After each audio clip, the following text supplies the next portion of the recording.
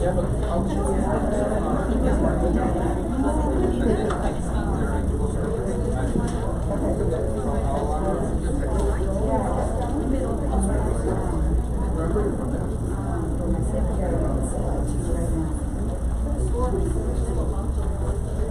looking at budget number.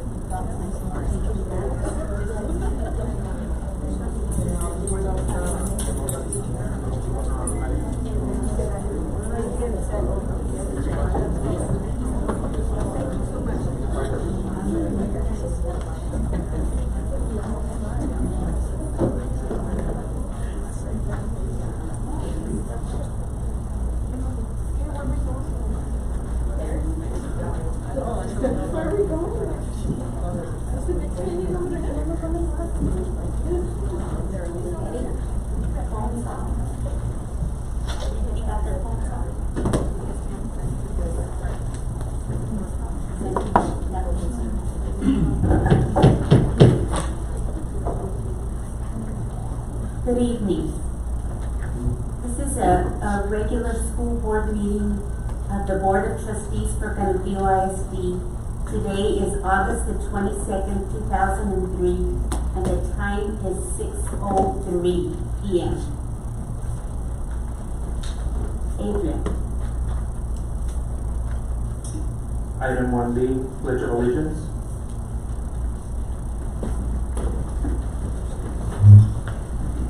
Would you put the student advisors lead us, please? I pledge allegiance to the flag of the United States of America and to the republic for which it stands, one nation, under God, indivisible, with liberty and justice for all.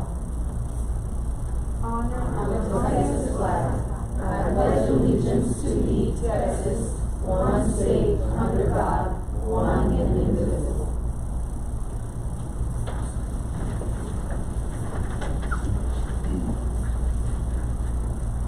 Item 1D, roll call. Ms. Barnes, Present. Ms. Borrego, Present. Ms. Mendoza, Here. Mr. Rodriguez, present. Mr. Cimental, Here. Ms. Straub, Present. Ms. Zuniga. Here. Item 1E, the CISD vision and mission statements. If Mr. Cimental and Ms. Borrego would read it for us, please. Yes, the mission. We provide equitable opportunities to ensure our future-ready students are empowered to explore, learn, grow, and excel. Our vision, lead today, impact tomorrow. Thank you. Thank you, Ms. Borrego and Mr. Cimental. Next item. Item number 2, board honors.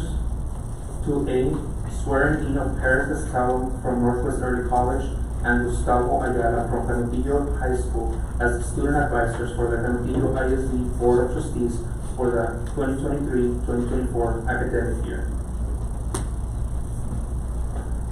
Good evening, board members. I'm going to ask you to stay up there for the time being. So we can do this, we'll ask you to come down for the photo, but first we're going to swear them in.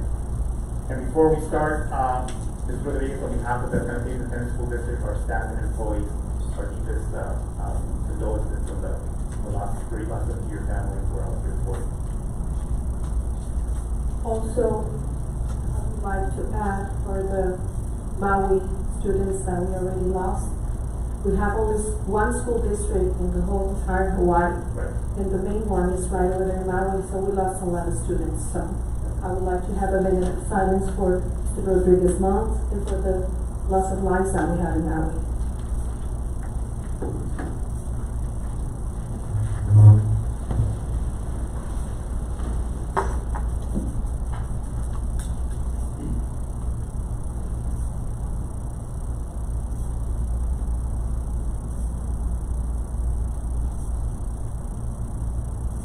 Thank you very much. All right.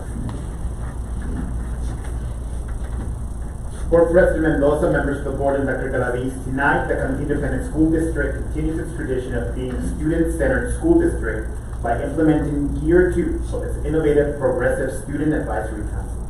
Canopy ISD became the first school district in Texas to incorporate the voice of students through every board meeting by selecting 2 student leaders to sit alongside the elected trustees and fully participate in the discussion of all items before the board in open session. These students are given unprecedented access to engage, comment, and discuss issues to give board members an additional layer of insight into how their decisions will impact the lives of students.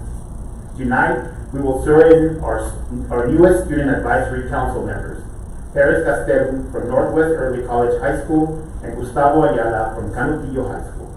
They will take the ceremonial oath to take on the responsibility of representing their peers on the Canutillo Independent School District Board of Trustees. Board President Patricia Mendoza, could you please come out in front of the dais to administer the oath, which symbolizes the trust and confidence our community places in our youth, recognizing their valuable role in shaping the future of our school. Paris and Gustavo, could you please join us here in front of the dais? One at a time? Oh, yes. Want your families behind? We're gonna do a photo afterwards. Please raise your right hand and repeat after me. I state your name. I, Paris Castellan, Do solemnly swear that I will faithfully and impartially discharge the duties of a Student Advisory Council member of the Canutillo Independent School District Board of Trustees to the best of my ability. Pretty long, You know huh? what, read it in paragraphs, because it's too much to record. Just 2 lines at a do time. solemnly swear that I will faithfully and impartially discharge the duties of a Student Advisory Council member of the Canutillo Independent School District Board of Trustees to the best of my ability. I pledge to represent the interests, ideas, and concerns of my fellow students. I pledge to represent the interests, ideas, and concerns of my fellow students, And to collaborate with the board in fostering a positive educational environment. and to collaborate with the board in fostering a positive educational environment. So help me God. So help me God. On behalf of the entire Canutillo School Board, I want to welcome you on the board. We look forward to working with you to continue to improve our district from the bottom of our hearts. Thank you for volunteering your time.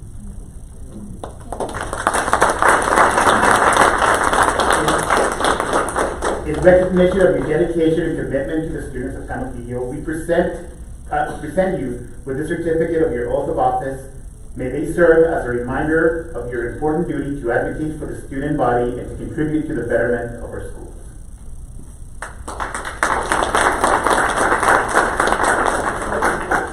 Ready?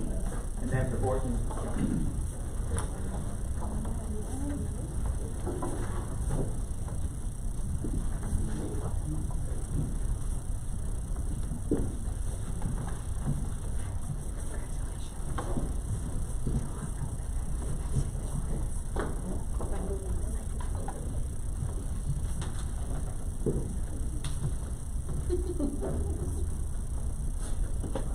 See everyone.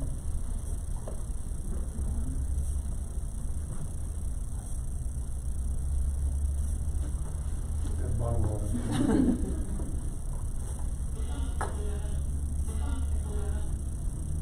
1, 2, 3. 1, 2, 3. Do we have mom, dad, family come up, please, and take a photo with them as well?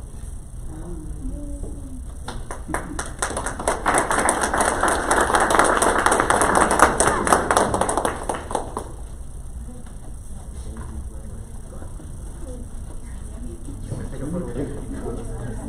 I'll put it in back, I'll put it in back, don't worry. It's all right, buddy. Thank you. Yeah, we got you.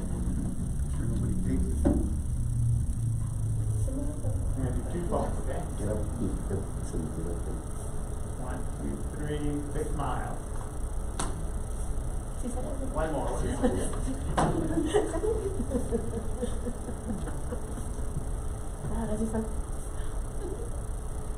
Big smile. All right.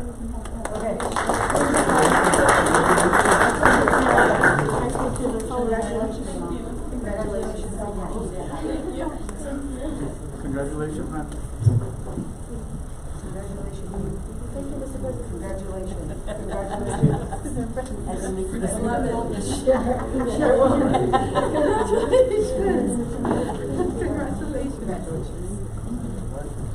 Gustavo and Paris, we look forward to having you join us every month. Board President Mendoza, members of the board, and Dr. Galavita, that concludes board honors for this month.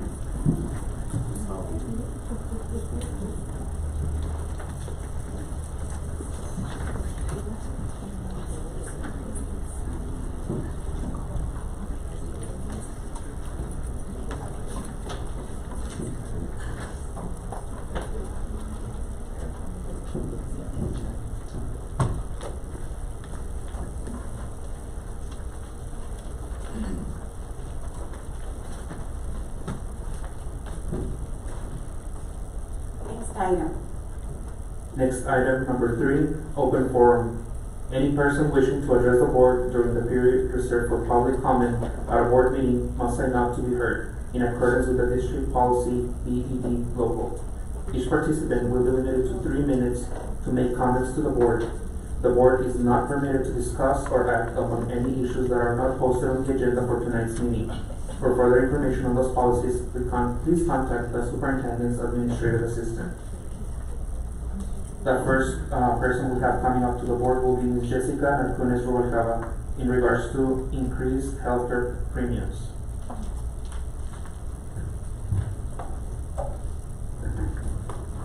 Good evening. My name is Jessica Narcunes Rubalcaba, and I'm an instructional coach at Canutillo High School. I'm also a member of the District Advisory Committee. I'm here today as a representative voice for teachers and staff who could not make it tonight. There was a general feeling of shock, disbelief, sadness, anger, and fear at our campus due to the proposed premium hikes for teachers currently under Texas Blue Cross and Blue Shield insurance.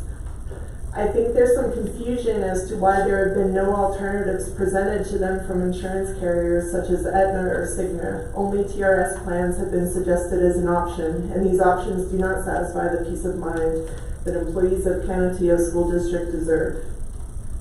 Many people know that I attended the United States Military Academy, and it was there that I learned the importance of taking care of soldiers.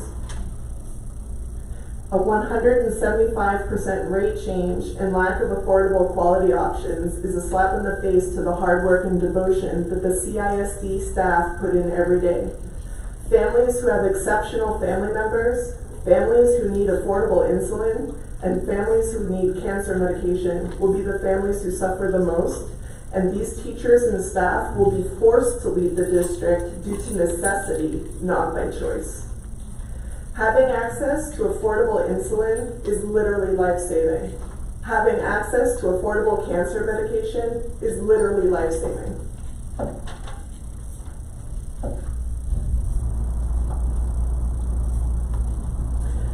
What's occurring now is not taking care of soldiers.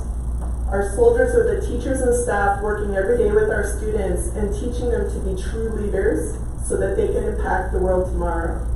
I implore you to reconsider options for quality health care for all CISD employees. Thank you. And welcome to Gus and Paris. Thank you for serving your community. Thank you very much. Next.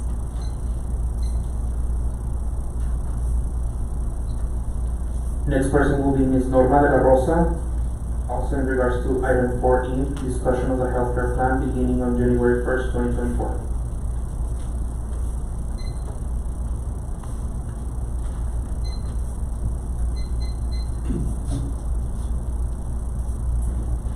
Good evening, Ms. Mendoza, members of the board, Dr. Galavis. I am Norma de la Rosa with the Texas State Teachers Association. I address you this evening with concerns that our members here have shared regarding the district insurance and the exorbitant rate hikes. Putting the burden of the rising cost of health insurance on the school employees is definitely a morale buster. School employees are not to blame for the games that the governor and the Texas legislature have played all session. Second, the financial problems of the district is not the fault of the employees. This board passed the budget knowing there would be a shortfall, and administration should have known at that time that insurance rates were on the rise. But to pass that on to the employees is disgraceful.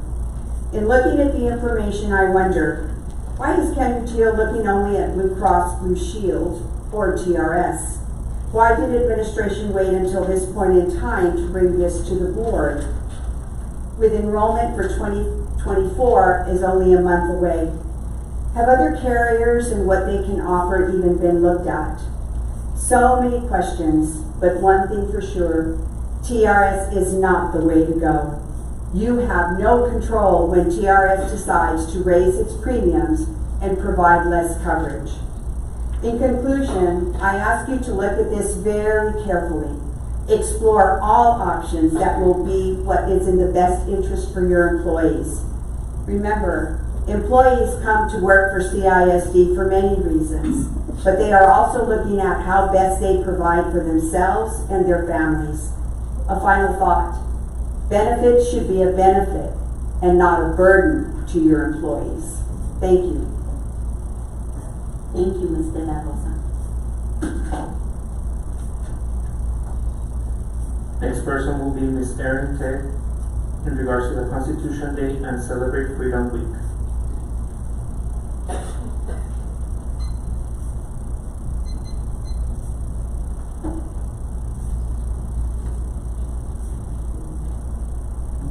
Thank you and good evening. My name is Erin Teague and I'm very grateful for the opportunity to speak before you this evening. President Ronald Reagan in his inaugural address said, "Perhaps you and I have lived too long with this miracle to properly be appreciative. Freedom is a fragile thing and it's never more than one generation away from extinction. It is not ours by way of inheritance. It must be fought for and defended constantly by each generation, for it comes only once to a people." In 1776, in the Virginia Declaration of Rights, George Mason wrote that no free government nor the blessings of liberty can be preserved to any people but by frequent recurrence to fundamental principles. The first Chief Justice of the Supreme Court, John Jay, said, "Every member of the state ought diligently to read and to study the Constitution of this country and teach the rising generation to be free. By knowing their rights, they will sooner perceive when they are violated and be the better prepared to defend and assert them." In 2004, Congress passed a law designating September 17th as Constitution Day and Citizenship Day, and requires each educational institution that receives federal funds for a fiscal year to hold an educational program on the U.S. Constitution on September 17th of such year for its students.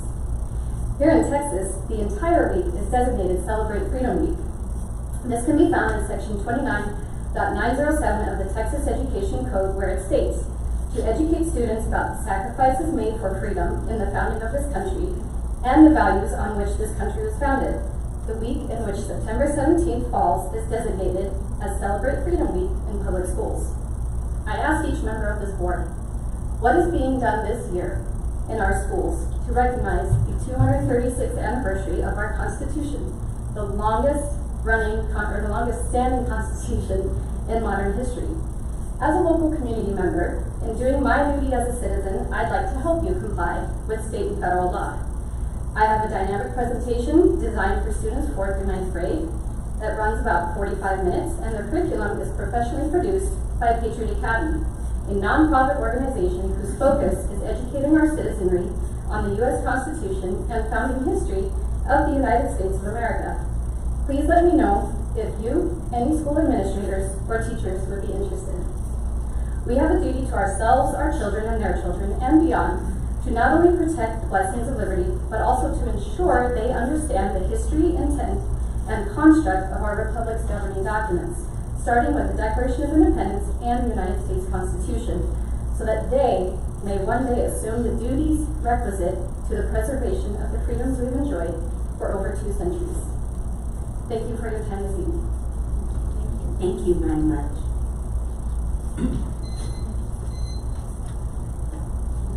Item number 4, Board of Trustees business. 4A, discussion and possible action on the selection of a 2023 delegate to the Texas Association of School Boards. Recommendation that you would accept Ms. Trout as the delegate and Cindy as an alternate.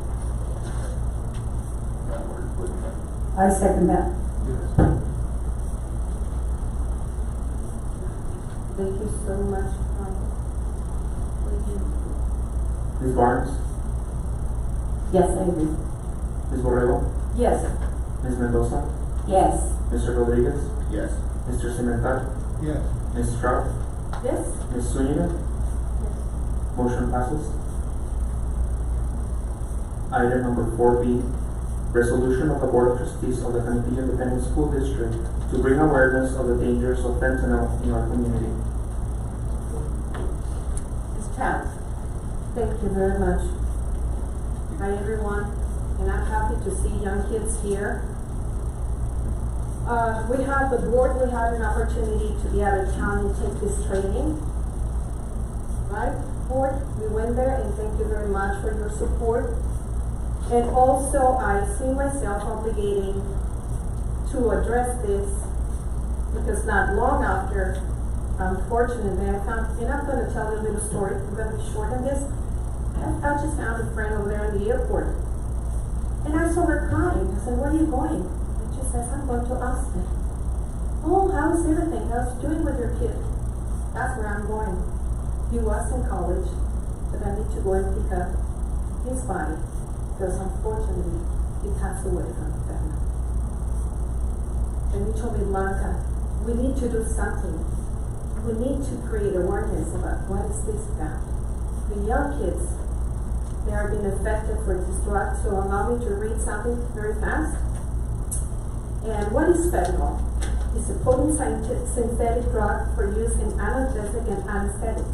It is approximately 100 times more potent than morphine and 50 times more potent than heroin. The pharmaceutical procedures are currently available in dosage from oral, transmucosal, lozenges, commonly referred as fentanyl lollipops, and effervescent tablets. Also become sublingual tablets and sprays, nasal sprays, and transdermal patches. Injectable formula as well. Fentanyl is a way, unfortunately they find a way to get into the wrong hands and onto the wrong side of the law. Clandestinely produced fentanyl is encountered either as in powder or in counterfeit tablets, and is sold alone or in combination with other drugs, heroin or cocaine.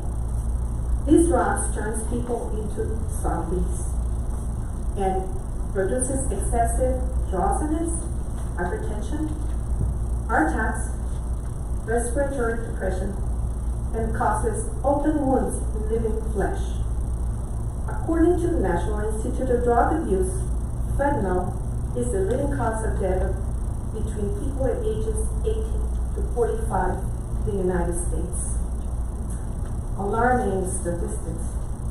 It causes 2/3 of deaths, 200 daily due to overdose caused by this drug. Fentanyl is the most powerful drug in the world at low cost. El Paso County Health reported 115 deaths in 2022. El Paso Recovery Center has seen spike in youth. And El Paso Fire Department have responded to 140 critical overdose cases in 2023. It's alarming, huh? It is a tragic statistic that unfortunately is going into progress. The youngest to die here in El Paso was 16-year-old boy, and the oldest one was 68-year-old woman.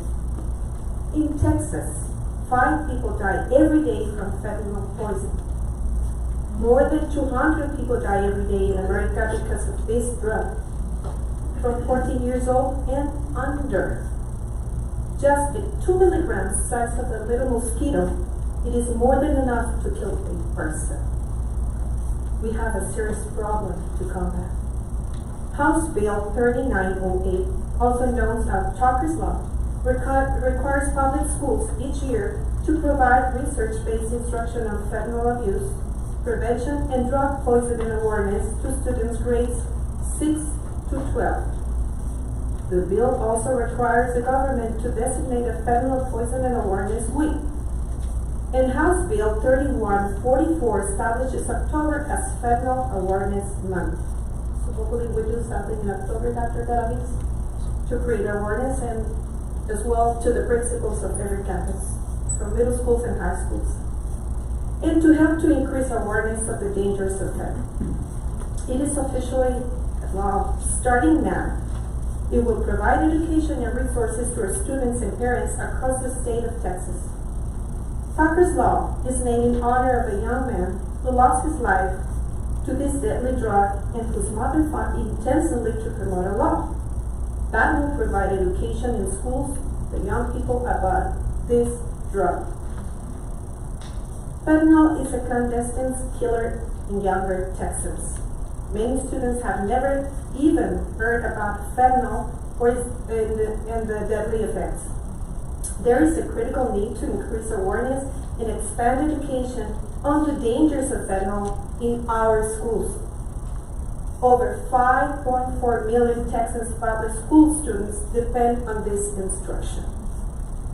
Thanks to the Governor Abbott and members of his legislature, Texas will be educated on it and is fixing that today.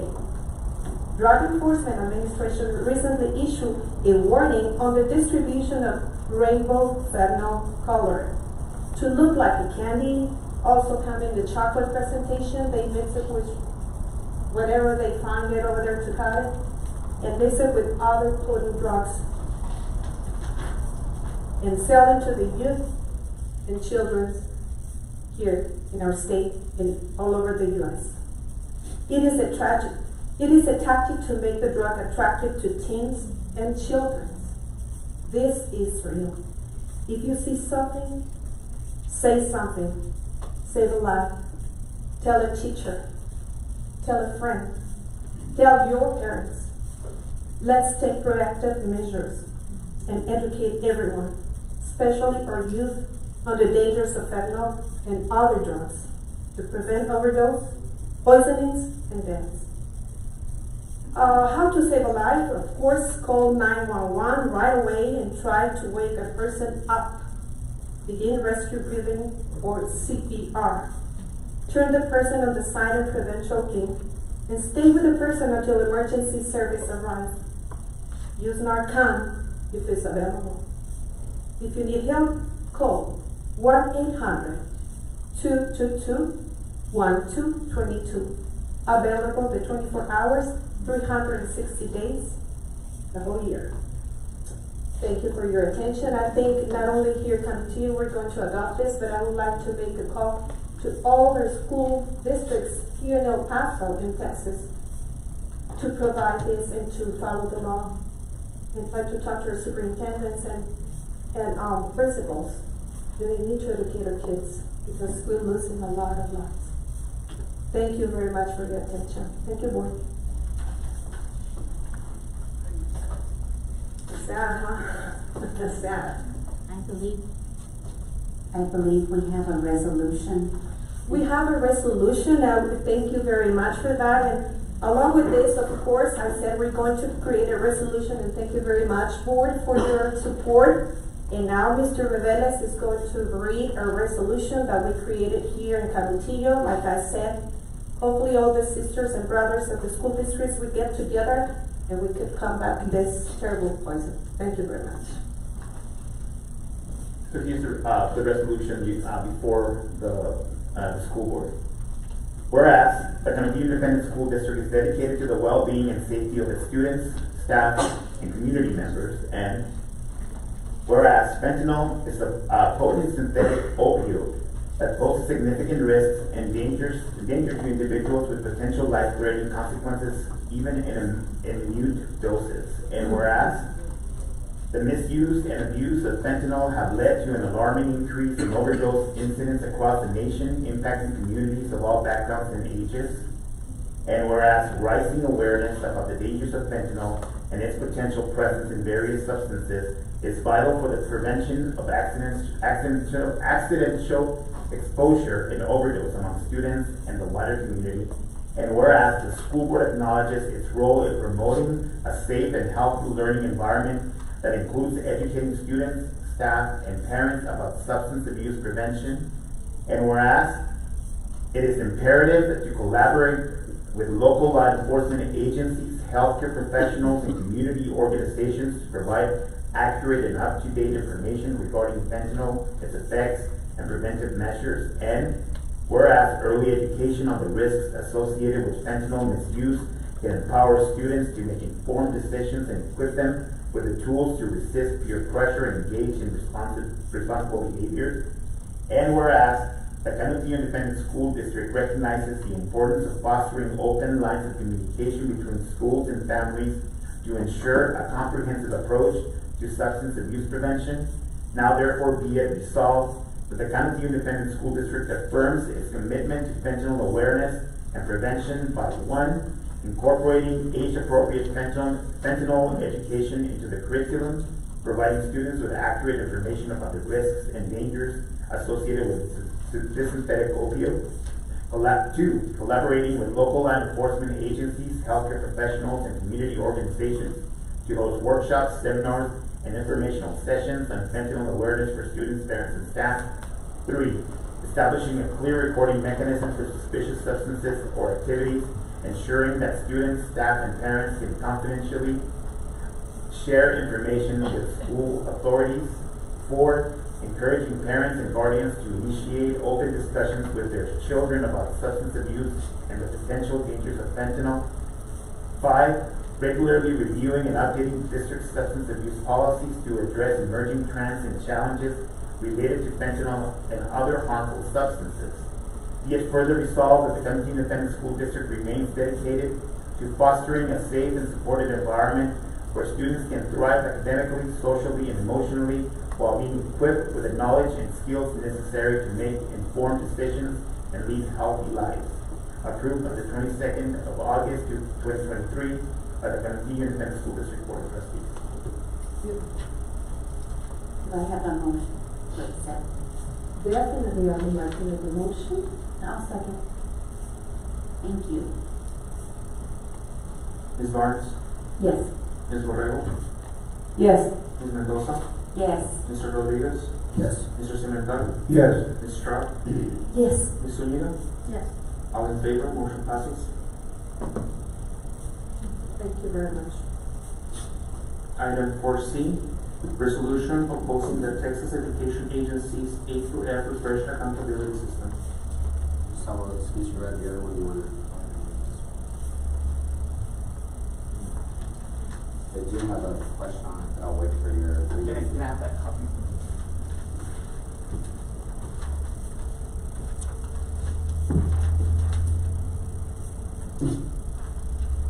For the trustees, this is the resolution before you. Whereas the Canuteo Independent School District is dedicated to providing quality education to all students, fostering their growth and ensuring their success. And whereas the Texas Education Agency has introduced the A through F Refresh Accountability System, claiming it to be a tool for measuring the performance of schools. Excuse me. Whereas concerns have been raised regarding the political motivations underlying the A through F Refresh Accountability System, which seem to be directed towards promoting a particular educational agenda rather than accurately assessing the quality of education. And whereas it has come to the light that the A through F Refresh Accountability System may serve as a stepping stone towards promoting school vouchers, which will undermine public education by diverting funds away from traditional public schools to private institutions. And whereas the CISD firmly believes in the importance of maintaining strong public schools that serve all students regardless of their background or socioeconomic status, and is committed to ensuring equitable access to quality education for all students. Now therefore be it resolved that the County Independent School District hereby opposes the Texas Education Agency's A through F refreshed accountability system due to concerns about its political motivations and its potential to advance the agenda of school vouchers, and be it further resolved that the County Independent School District calls upon the Texas Education Agency to engage in transparent and unbiased discussions with all educators, parents, and stakeholders to develop an accountability system that genuinely reflects the needs and aspirations of all students and promotes the strength of public education. Adopted this 22nd day of August 2023 by the Board of Trustees of the County Independent School District. Thank you, Ms. Bell. Mr. Rodriguez. Is there any questions? I was gonna look at something. Stop winding that. Sorry. Yeah. No, I'm gonna move to accept the resolution. I do have a question, actually. So I just want to state I am against the refresh of the A through F accountability system, as I agree with a lot of the things that are posted in here. But since the opinion of it being used to promote school vouchers is in here, if that states, I will have to disagree with this resolution. So, is there any way that we could reword this, Armando, to? I was actually looking for stronger language than that. Okay. In regards to keeping the school vouchers and pushing that Well, further? if you look at, there was an article in the Austin Chronicle that had a conversation on this, and as we all know, that there's possibly a special session coming up. Correct. And the fact that the refresh of the A through F is possibly, we know, is possibly being used. I mean, I'll put quotes from here. James Tellerico, which is one of those who, this is a quote from Representative James Tellerico, which is also a former teacher, is one of those who's wondered if the change to the rating system is a ploy for power. Do not have any evidence that the two are connected. However, referring to the intervention of the A through F change, but I'm worried that these two efforts are to undermine people's confidence in the public schools, pave the way for private school vouchers, and as we know, that's part of the ploy. So I would recommend it as written. So I would second this resolution. So I have a motion and a second. Any other questions? Ms. Barnes, No. Ms. Borrego, Absolutely, yes. Ms. Mendoza, Yes. Mr. Rodriguez, Yes. Mr. Cimental, Yes. Ms. Stroud, Yes. Ms. Zúñiga, Yes. motion passes. Item 4D, discussion and possible action regarding Senate Bill 763, requirement that each board take action to vote on whether to adopt a policy authorizing campus to employ or access as volunteers chaplains to perform the duties required of a school counselor. Dr. Alanis.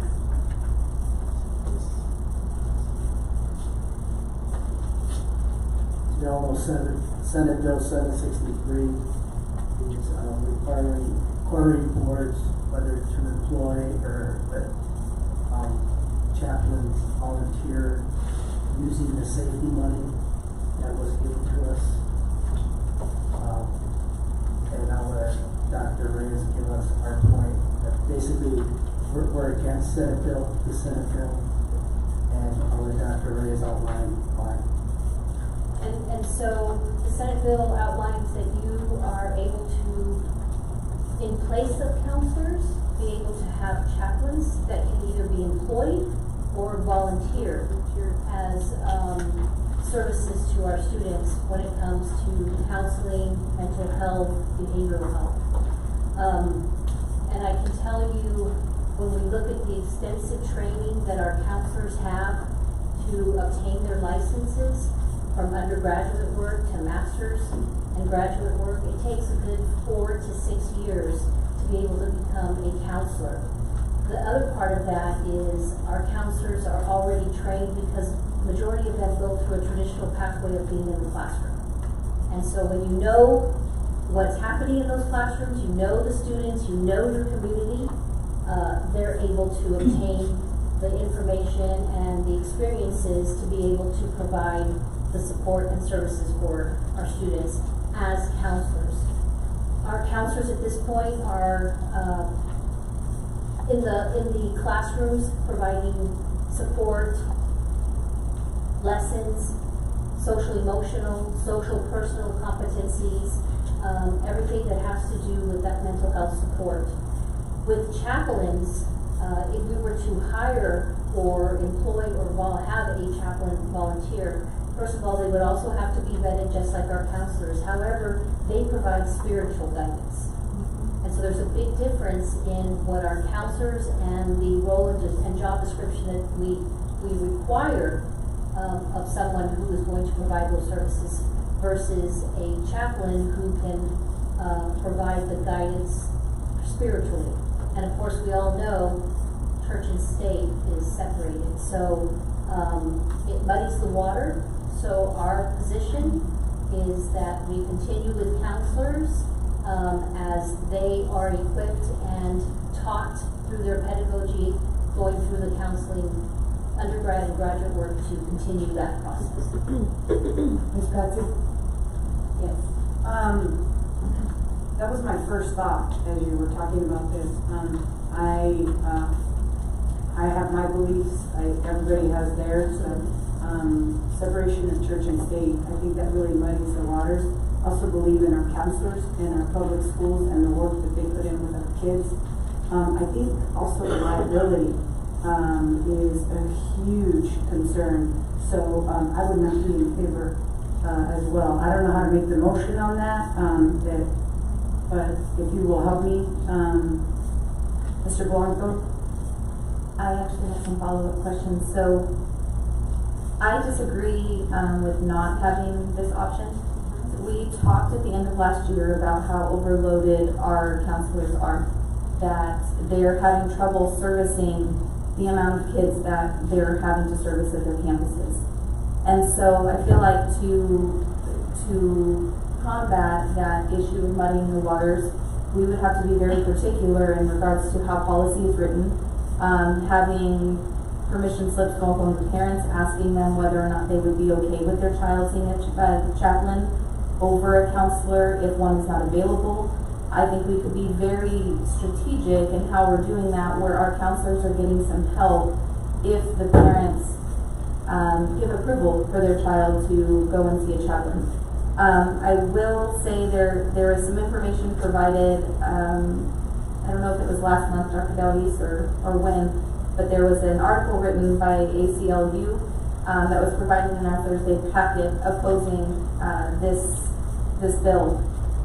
And I'll be honest, when I read through it, I called many of my chaplain friends. My mother-in-law is a chaplain. And I asked about some of the things that were being mentioned in this article. And in particular, many of them were saying, yes, many chaplains have a background in religious affiliations, whether or not that's a certain denomination or not. But as a chaplain, they are not called to bring people to spirituality or guiding them. They are supposed to encourage one's self-discovery in their spirituality. So if we have parents that are giving permission and would prefer for their child to go and see a chaplain over a counselor, or would just in certain cases be okay with them going to see them, why would we not accept that parental decision of that parent and get some help for our counselors? I don't understand why we wouldn't. When we're sitting here, we tried to ask for extra budget to be able to hire one, so I don't understand the double-sided coin here. It's just seeing that. I agree with Ms. Borrego about the liability issue, and also the separation of state and religion comes to mind in that too. And as well, we all practice in different religions, and that's our right. And I believe that if the parent really wants them to seek that, then they can take them to the church. They always have that ability to do so. And I think the liability problem, and as far as their education and their to be a counselor, you have, like you said, you have to get all these degrees and everything. So I don't think they would have that. I don't know if I'm right or wrong. But, I agree with Ms. Borrego, and I see what we need to do to. I would like to add something. Yes, okay. I need to bring something to the table as well. I do understand education, but I do understand as well spiritual guidance. Yes, I do understand that all of us, we have a right either to go see someone who can help me emotionally, because I work in that, or someone who can give me spiritual guidance. I'm not going to separate myself. If I could see someone in here, or outside, or in the street, or I call a friend, help me. It doesn't exist a place where God can be. God could be in every place. And I do understand that every child and a parent, they do have a right to decide. Since this position is a volunteer position, I don't see why not. If we see a kid struggling, crying because he needs to talk to someone, maybe it could be the loss of a loved one. Maybe it could be someone having a heart problem over there in the house. He needs to talk to him. And the chaplain could refer to the social worker. It not necessarily we're going to use the monies that we have for that, but since the position is volunteer, why not? So to respond to that, our volunteers are not deemed to be able to see student information.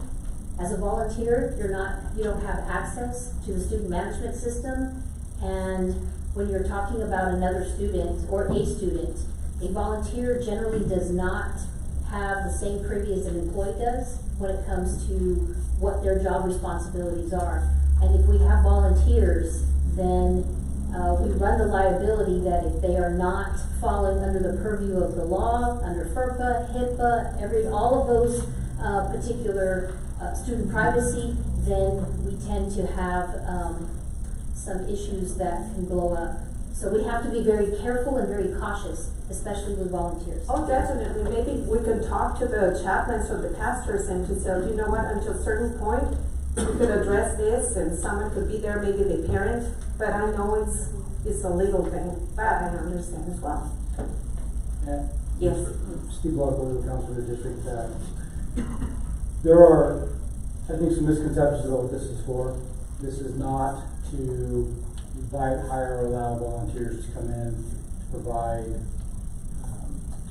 religious, spiritual training. That's not what this is for. So the idea that parents will choose to have their child see a chaplain with the thought being they're getting some type of spiritual guidance, that's not what they're for.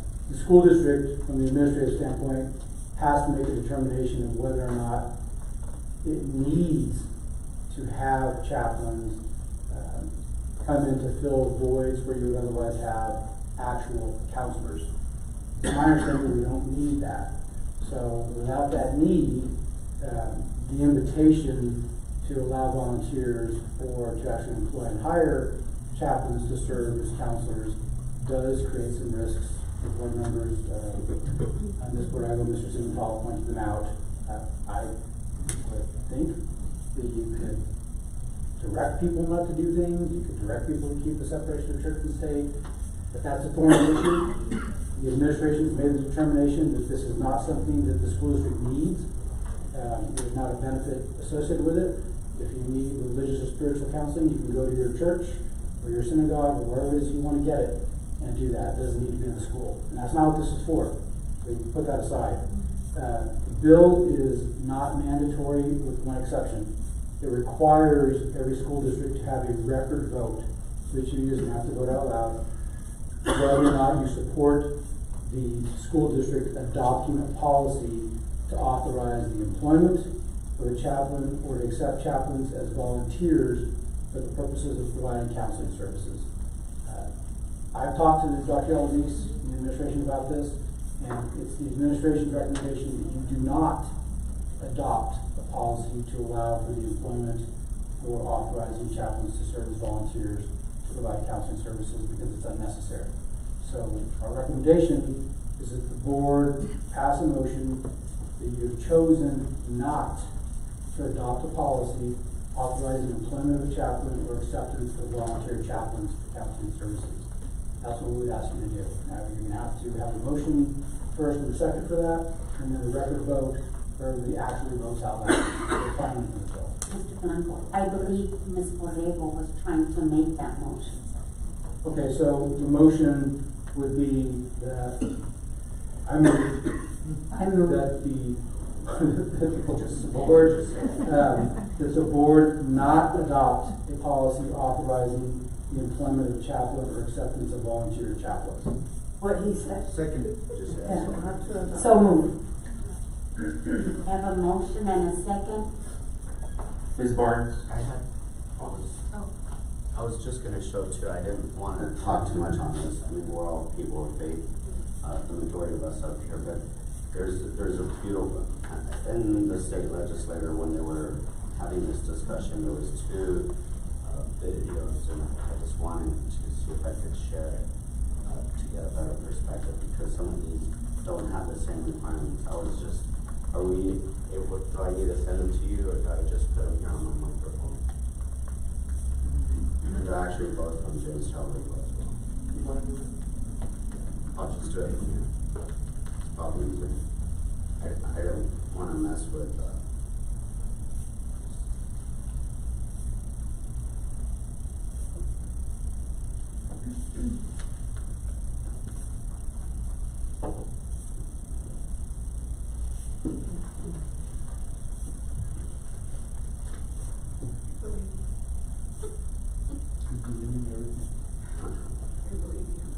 I just want to make sure that we have, there's two videos.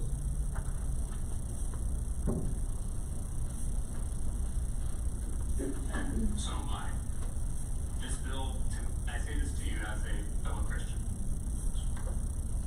I wish I had video. President, I know you're a devout Christian, and so am I.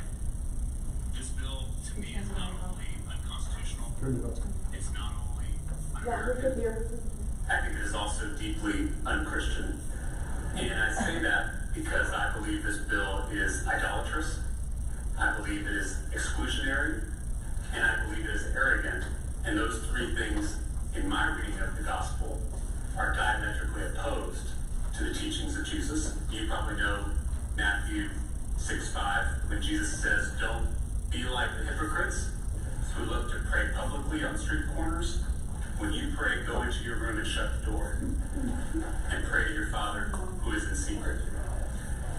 A religion that has to force people to put up a poster to prove its legitimacy is a dead religion. And it's not one that I want to be a part of. It's not one that I think I am a part of. You know that in Scripture it says faith without works is what? Is dead.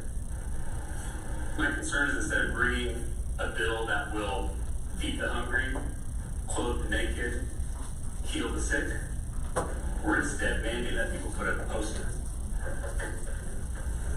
If we would follow a teacher, a rabbi, who said, don't let the law get in the way of loving your neighbor. Loving your neighbor is the most important law. It is the summation of all the law and all the prophets. I would submit to you that our neighbor also includes the Hindu student who sits in the classroom, the Buddhist student who sits in the classroom, and an atheist student who sits in the classroom. And my question to you is, does this bill truly love those students?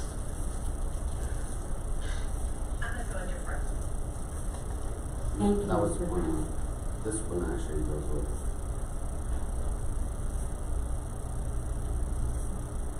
I move that we not. It's 80 seconds. Not 80 seconds.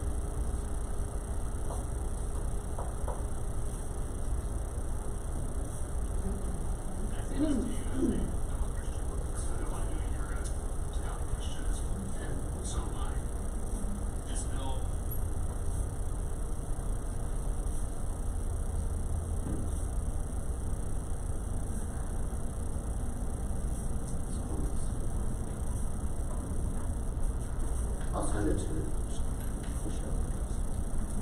So we have a motion and a second. Who made the second? Mr. Smith.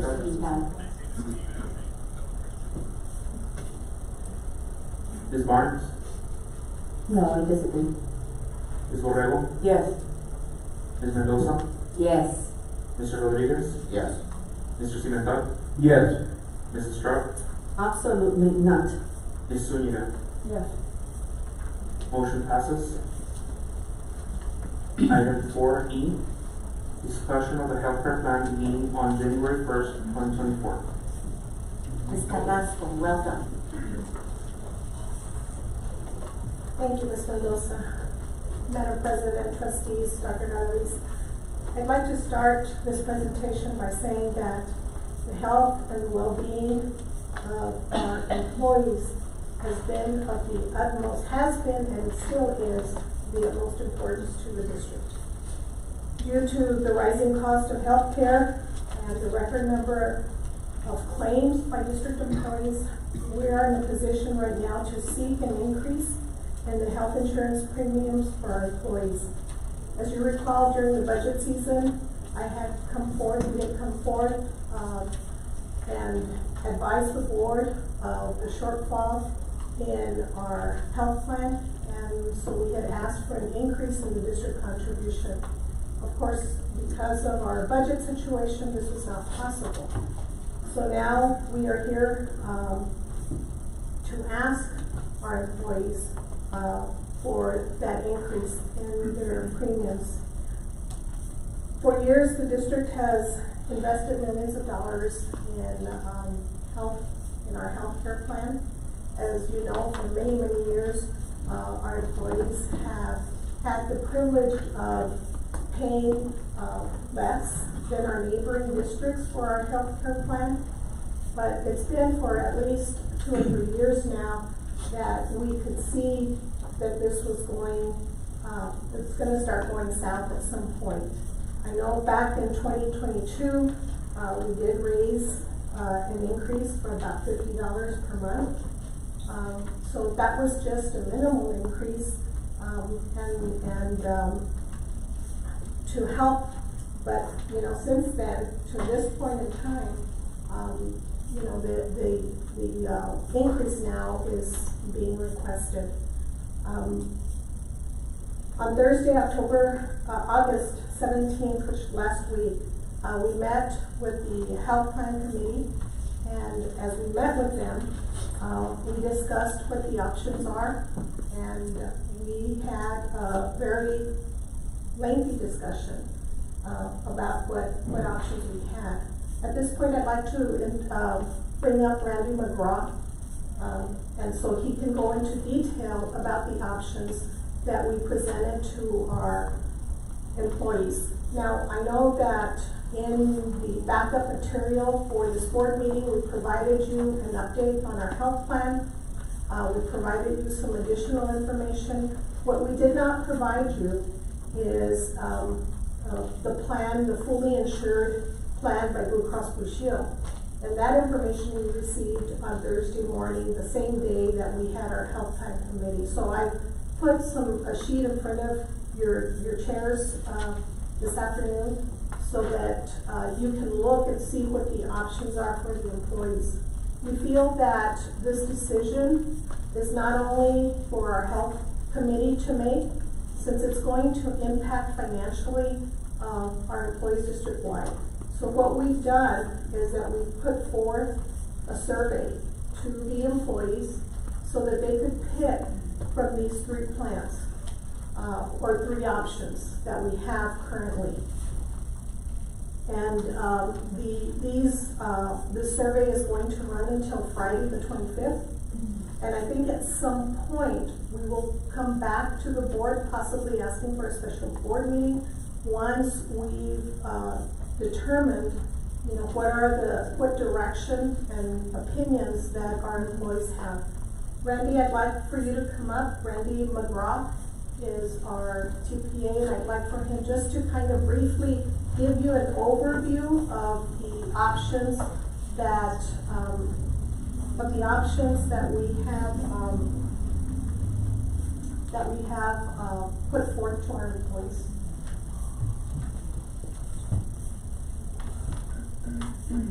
Welcome, sir. Good evening, Board President, members of the board, Dr. Galavis, everyone in attendance, public. I'm Randy McGraw with Hub International, and we've been serving the school district for many years, and it's regrettable to have to be here to review this information with you. It's not pleasant any which way you look at it. And so, as Ms. Crosso said, there is a survey that's open right now where you're polling your employees. And the choices that we'll look at, what you see on the board, are explained, and this is part of the information that was released in the survey too. So this summarizes the impact on payroll reductions for employees as well as the district's contribution. And the illustration that's on the board right now that you see or on the display has a column for TRS active care rates. And those rates are set to reflect a 40% discount to the current payroll deductions. And so there's, when we reviewed this information with the committee last Thursday, the meeting took 2.5 hours. So it was a very long, detailed discussion. And this evening, we could certainly go back over all of the detail, but the objective was to cut to the chase and talk about really what our choices are. And so we currently have a self-funded health plan, which for the last several years has been running at a deficit. And the deficit has been draining your fund balance and led to the fact that this year you've already transferred $1 million from the general fund to prop up the health plan. And the deficit in funding is about $2 million per year. And we're only halfway through the year basically in terms of the calendar year that the plan runs on. And so on the chart that you can see here, there's a lot of information. On the left-hand side, it shows you how many people are enrolled in each tier of the 3 plans that you currently offer. And the names of the plans offered by KUTO, I've got them labeled as CISD, CDHP, that's a consumer-driven health plan, or a high deductible plan. And then we also offer a basic plan. And then the standard plan is where the majority of your employees are enrolled. And you can see the head counts of how many people are impacted there. And so, you know, the constraints that we had were given was assume that there's no new money able to be budgeted from the school district. And the school district currently contributes $623 per employee per month, which is a little over, it's about $6.3 million in a year. And you can see that the current sum of payroll deductions in that left column that says current CISD plan deductions, SI stands for self-insured, is about $2.1 million. So that's about 8.4 total money coming into the plan. But the operating expense of the plan over the last couple of years has been $10 million. And so that's been draining your general fund, and there's no appetite to continue to do that.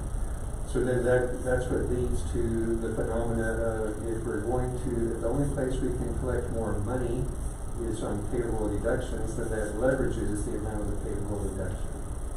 So the payroll deduction that's illustrated here for the self-funded plan would require a 176% increase to the rates, and you can see the impact there. And you can also see what relative change relative to where they are right now. And so the majority of your people are in the standard plan, single coverage. And so the new payroll deduction for single coverage would go from $138 to $380 per month, which is astronomical. And if you had family coverage, that would be $2,123 a month to enjoy those benefits. And actually the highest category of enrollment in the standard plan, not counting employees, is employee and children. And that would be $1,059. So everybody likes to ask the same question, some of which you heard in the public comment too. Well, what about if we were to fully insure the plan? And so Blue Cross, being your current claims administrator, was able to show us an illustrated rate of what a fully insured plan would look like. And that would be the set of columns just to the right of the SI columns. It has FI for fully insured. So under this scenario, it would be the identical benefits that you offer to employees currently. Exactly the same deductibles, co-pays, etc. It would be identical provider network in terms of doctors that you go to. It would be identical in the fact that you can seek care outside of the state of Texas. You can seek care nationwide through the Blue Cross Blue Shield national network. And you can see there that the rates are marginally lower on the payroll deduction. And so there's, we have copies of everything too for you if you wanted to dig deeper.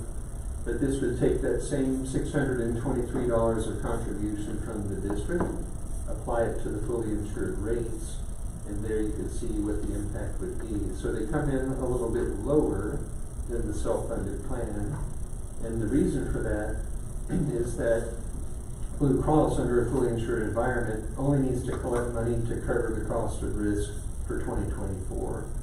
Our self-funded plan is currently in a deficit, so there's some additional funding in there to stop draining money out of the general fund, and therefore our rates have to be higher than the fully insured approach. You could certainly take the fully insured approach. If there's no change to district contributions, that's what the payroll deductions would end up being. But then the district would still be in debt to the general fund from the operation of the health plan. And we're projecting by the end of this calendar year that you'll have a need to infuse another $837,000 from your general fund into the health plan. And if you terminate the plan, then there'll be claims incurred that come spilling out into the next year. So the cost of the fully insured proposal is just what you would pay Blue Cross. There would be other expenses borne by the district, and those are pretty well reflected in the self-insured column. So the right-hand column is illustrating what the plan would look like under TRS Active Care. And TRS Active Care is a program that operates like a fully insured arrangement. And so they come up with a rate, they design the benefits, and the only decision the district would make year over year is how much do we want to contribute to the plan. Everything else is controlled by TRS. You could petition them, you could ask them, you could lobby them for changes, but their board will make the decision on what the benefits are and what the rates are. And so there you can see that we would have enough money, and there's another table we can bring up as well. But the total cost of the TRS program, using the same elections that you have, so this would take the people in your current consumer-driven health plan and map them into the high deductible plan offered through TRS. And it takes the people in the basic plan and maps them into what's called TRS Primary, and the standard plan maps to TRS Primary Plus. So there's no telling who would pick which plan when you migrate over to TRS, but the total cost based on the same enrollment here comes in just a little over $5 million compared to your current spend under the self-insured arrangement of $10 million. And then the fully insured premiums from Blue Cross and Blue Shield are $11 million. So the only thing TRS has going for it is currently low rates compared to the market. And so then a lot of people have raised the question of, well, how do you know that TRS isn't just going to come back and raise the rates dramatically? And certainly they'll review that every year like they do. One of the reasons, and they announce their new rates and benefits typically in their March or April board meeting. And so you would have some advance notice there too. The rates would have to double over the course of 5 years to catch up to where you are right now. And if they raise the rates 10% per year, that's equivalent to more like a 60% cumulative rate increase over time. And so that would still be a lot lower than where you are in terms of the price. But equal, I guess, more importantly to the users of the plan is which doctors are in the plan and what are the benefits that are offered. And for that, if you could scroll down a little bit, we can take a look at the first portion there. Just look at the differences between the consumer-driven health plan from CANUTIO and the high deductible health plan from TRS. So there's a first couple of rows there that are very important. For example, what is the provider network? And so under the consumer-driven health plans and high deductible plan, it's the same network that you currently have through Blue Cross Blue Shield. No difference in doctors. And you can see there, the next row says, do you need to have a referral to see specialty care? And the answer is no, you don't have to. Are there benefits for out-of-network benefits? The answer is yes, both sides of the equation. Are there benefits available nationwide? Yes, on both sides of the equation. Can you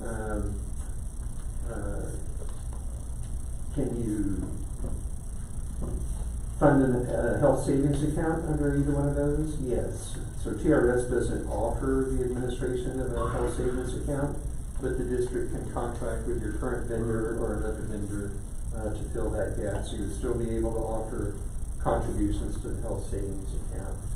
Under our current plan, going forward, we would need to have a $3,200 deductible for an individual to meet IRS requirements for a qualified plan. And then also, once you meet the deductible under the CANUTIO plans, benefits are paid at 100%. So your total out-of-pocket expense as an individual, based on what you owe under the plan, would be $3,200. The district currently contributes $600 to a health savings account, and so that if you took that $600 and you used it to offset some of your expenses, your total out-of-pocket expense would be $2,600. Over on the high deductible plan from TRS, we talked about the network access and everything. Everything's the same as what it is right now. They have a deductible of $3,000. And I just said the TRS says for 24 it has to be $3,200.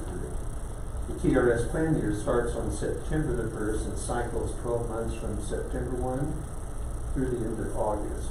So their plan is subject to the IRS limits of 2023, which says the $3,000 deductible will work. So that part looks good. Everybody understands what deductible is.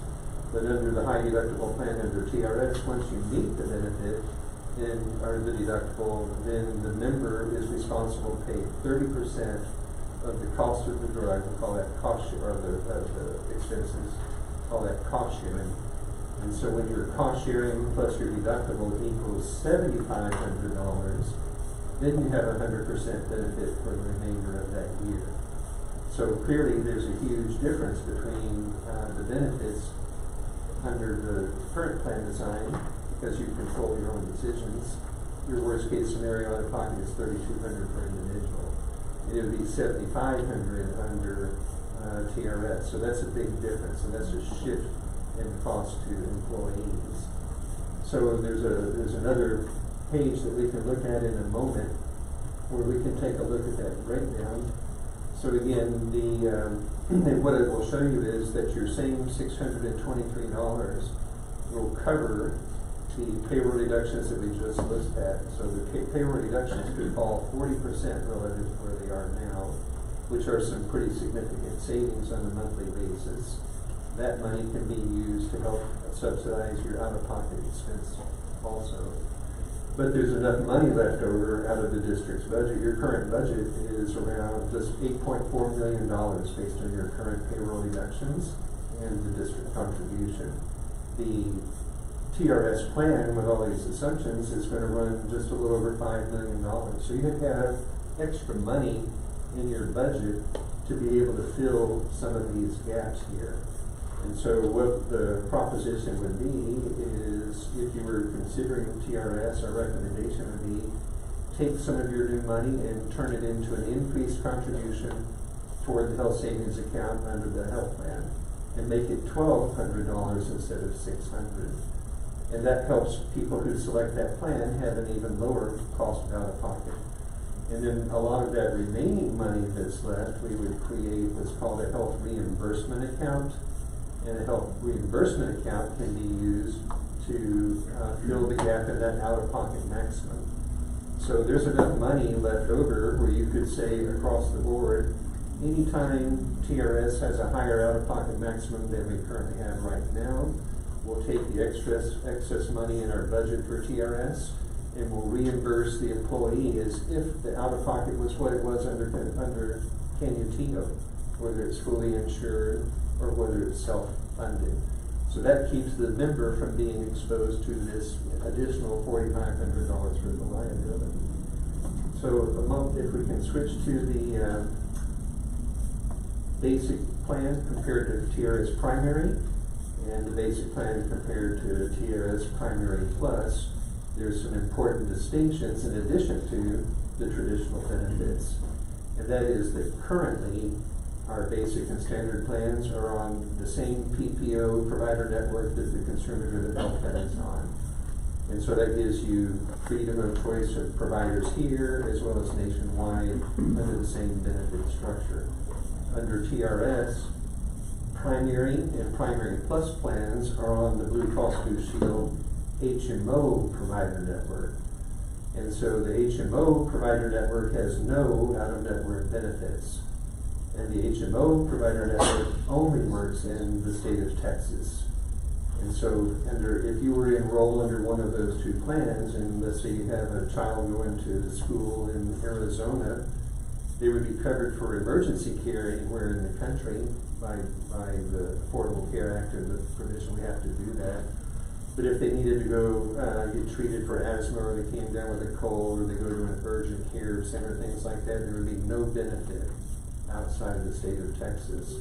So because of those restrictions that are in those networks, that was led to the rationale behind increasing the contribution to the health savings account to make the consumer-driven or high-deductible health plan look more affordable to employees.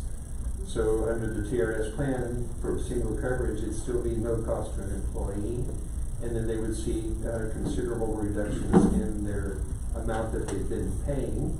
And if they wanted to take that money and put it into their health saving account too, then that gets them even closer to satisfying that total out-of-pocket maximum.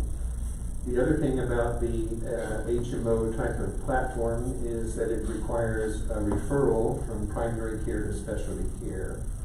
So myself as an example, I'm talking to the primary care doctor and he says, you've got irregular heartbeat, you need to go see a cardiologist. I can't just go there. I need to ask him to set up a referral so that when I arrive at the next location or the step up to specialty care, everything's good and I'm good to go. So you have a primary care referral, you have a restricted network that only works in the state of Texas, you have higher out-of-pocket maximums like we talked about under the high deductible health plan.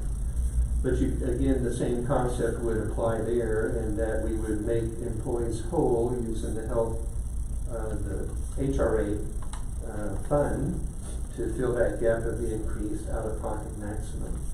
And so under the basic plan for KUTO, our current out-of-pocket limit per individual is $3,000. And under TRS, it would be $7,500. So the HRA, the health reimbursement account, would make them whole by giving you back, if you reach the maximum, $4,500, so that you're really only out of pocket $3,000 per individual. Same thing would apply towards dependents under the plan, so that there would be no difference in out of pocket. Another thing to make note of under both the primary plan and the primary plus plan is the prescription drug benefit. So currently, under our plans, we have co-pays of $15, $35 for brand, 15 is generic, $35 for preferred brands, $55 for non-preferred brands. And that's the same co-pay for both our basic and standard plan. Under TRS Active Care, $15 copay for generic drugs, that's a match. But when you slip down into preferred brand drugs or non-preferred brand drugs, instead of a copay, you would pay 30% of the cost of the drug. That's a pretty serious copay. And that's going to elevate people toward meeting their out-of-pocket maximums quicker, and hence the need to make sure that we have a backstop there with the HRA to prohibit them from spending any more money than they would previously. So again, because of some of the restrictions in the plan design and the network under those options for primary and primary plus, and primary plus is, or primary is the most popular plan that TRS offers around the state. The majority of their employees that participate in TRS tend to select the primary plan. So that would be important to make sure in communications, if you go that direction, that you properly educate somebody and you make them aware of what their choices are. But our thoughts would be that the best, probably, is saying best choice even under your current program, the consumer-driven health plan is a good way to go. And so under that one, you would be subsidizing the HSA on the front end to help them go towards their out-of-pocket expense. They could take the savings relative to what they're spending now and put that into the HSA to go towards their out-of-pocket expense. And then the HRA is there as the backstop to stop anybody from having to have a true $7,500 out-of-pocket limit. So I'll pause there in case you have any questions. Any questions?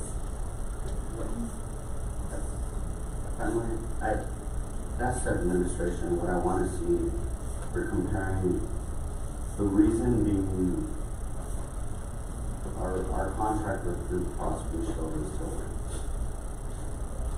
Yes, your contract with Blue Cross cycles on a calendar year, and with proper notice of termination, you can terminate it without any penalties effective December 31. The proper notice would be 90 days would be good. You're saying by December 31? So do we have to, if we were to go out for an RFP, So I couldn't think that was would we be able to roll it out before? And the problem is, I know open enrollment, but yes, you do have open enrollment that you would normally schedule for October. And the thought process, if you're going that direction, would be to go ahead and hold open enrollment. I mean, if you made decisions quick enough to be able to communicate it for open enrollment for the health plan, then by all means you can incorporate that in October. But a more reasonable approach would be to go ahead and hold open enrollment for all of your voluntary products and things and elections in October.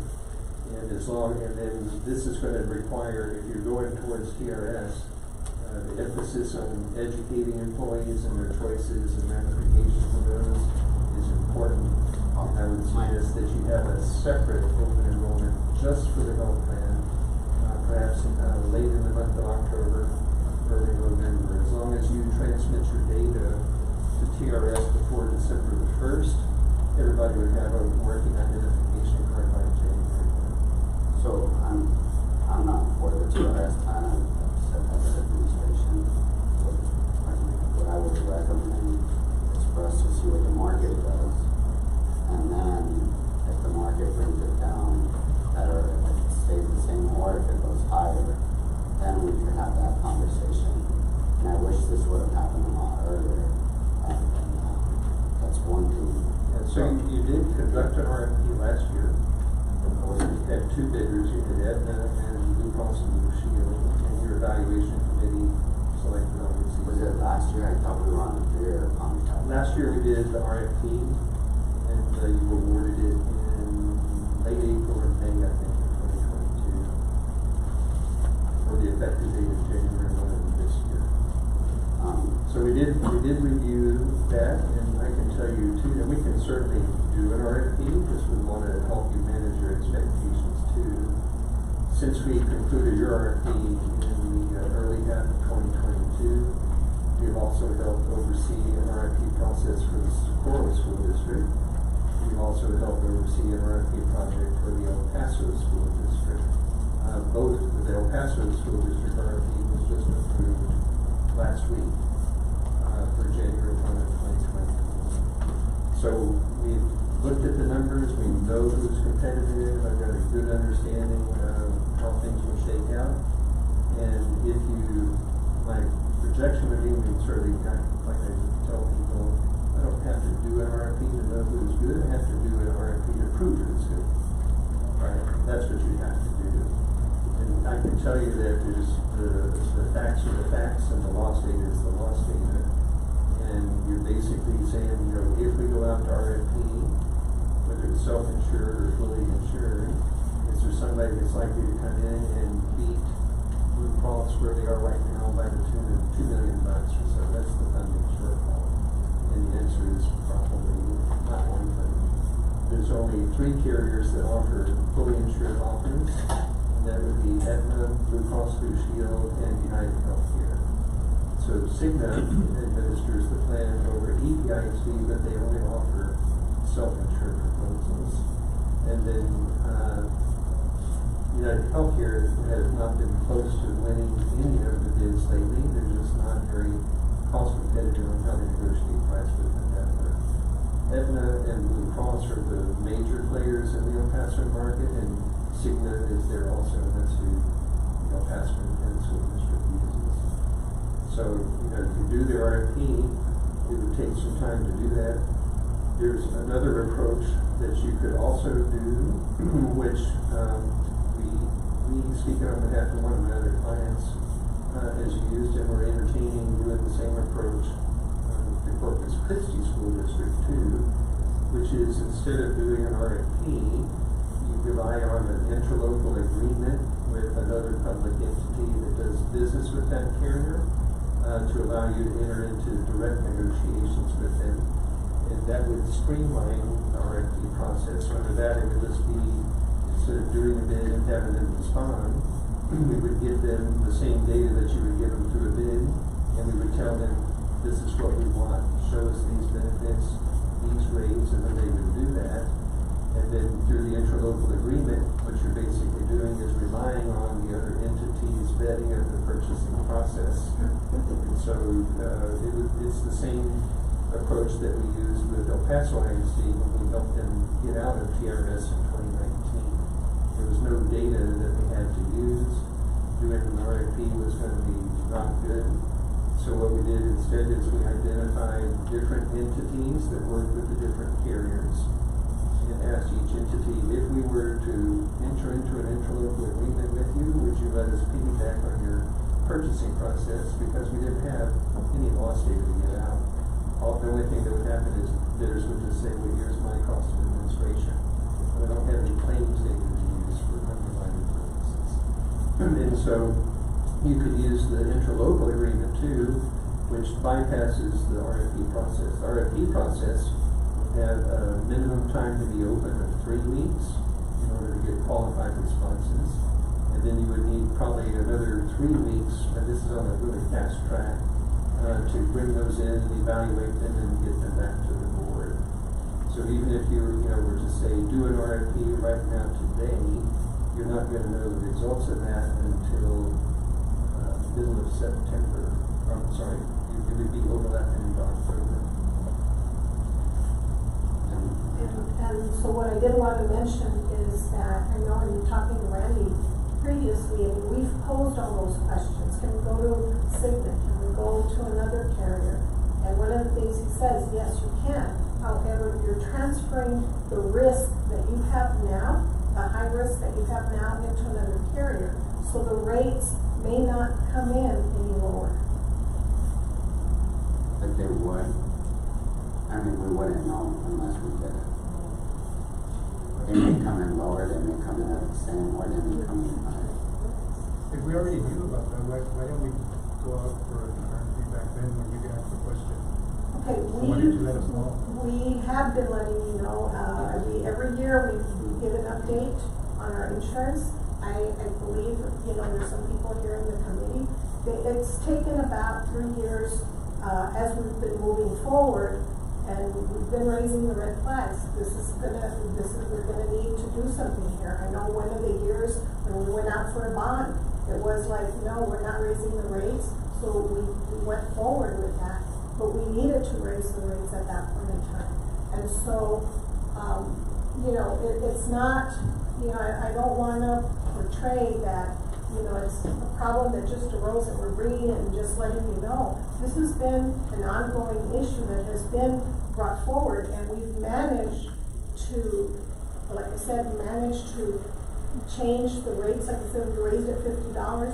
Didn't want to impact an employee, but at this point, we are in a deficit as far as the healthcare plan, and at this point now we've come to the crossroads where it's like we need to do something now. And unfortunately, it's something a little bit more drastic than we anticipate, but there's not much more that we can do. I mean, when we went out recently to Blue Cross Blue Shield, that was the provider that was selected, and so at that point in time, it's a recent. Have we looked at anything else? I know some districts, the county and stuff, they have clinics. Have we looked at that? So all of those entities are self-insured. Okay. And I've seen some that also have, I know medication is super expensive, but there's some programs that I've heard of, the other entities do, they bring it down. Yeah, we have those going right now. We can do all the right things. Have we looked at that, or? We have that now. We have that now? Yes. So we pay to keep it down? Doesn't look like it. Yes, you have all the programs to maximize the savings on the prescription drugs. And like Ms. Crosco said, in March, when we came to the board, it was the same information, except that instead of 176% increase, it was about 172. So it hasn't materially changed since then. And I think that was part of the hope was, well, maybe things will get better. But the cost of your claims, which is the risk, has stayed at this same level for the last 2.5 years. And last year, my understanding, we didn't do anything. We just paid that $1 million at the end of the year. Last year, the plan was that, because we had a similar discussion last year, and there was some property that the district looked like it was going to sell, and the intention was that the proceeds from that property, not all of them, but a good portion of them, would come over to subsidize the health plan. But then evidently that sale did not go through. So that, and even that approach, like we discussed last year, would have been just a stopgap approach. Because year over year, you're underfunded the plan by about $2 million. And the sale of that property would have been about $2 million. So it would have solved it for 1 year. But then in the next year, now you need another $2 million and another $2 million after that. So the issue would be how you make people consume $2 million less of health care. Because that's what the underwriters look at is what are your losses, and then apply that to how do we come up with a rate. And even we looked in more detail at the committee. We looked at the assumptions that Blue Cross used in their setting of their rate, and their projection for the claims expense is $1 million higher than mine. So it just sets the stage that there's no magic wand, that based on the same information, and I'd like to say all actuaries and underwriters and CPAs, they all went to the same school of math, so math works the same way for everybody. And if they take the same risk information, put it into the equation, you're going to have about the same answer pop out. It sounds to me like we're stuck in this now, and we're going to have to pay more, or have our employees pay more. But is there any way we can even if we have to pay a little more and have them pay not as much, can we? Yeah, so if we were to split the increase proportionally across the board, that would be a 45% increase to the district side of the equation, and a 45% increase to the employee side of the equation. If for now we both have to, I hate to do that because we just gave them raises, and they're our employees, that we need to have them insured, but. Yes, the other alternative would be have your general fund continue to subsidize the health plan, but then you should expect that's going to be about $2 million a year. So if you recall, when we went and during the budget season, we had come before you, did the presentation, let you know that we were gonna ask for the district contribution to be raised from 623, and I believe the amount we were asking for was 897.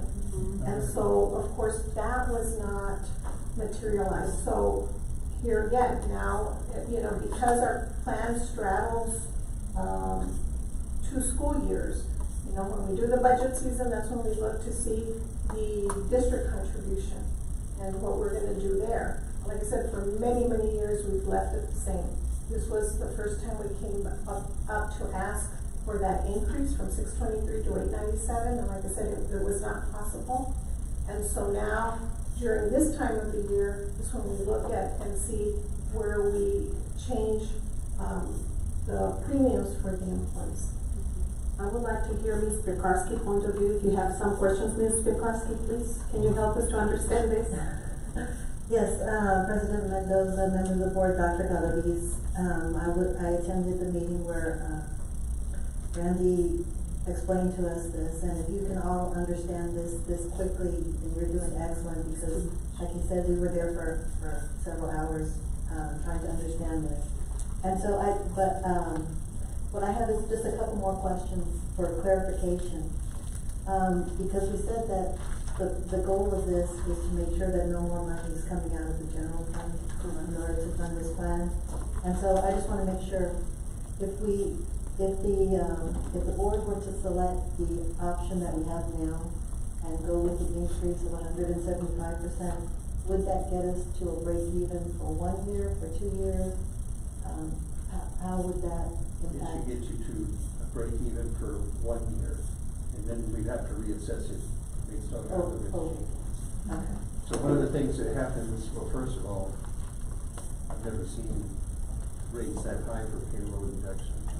But one of the things that will happen when you do that, right now the assumption is everybody keeps the coverage that they have.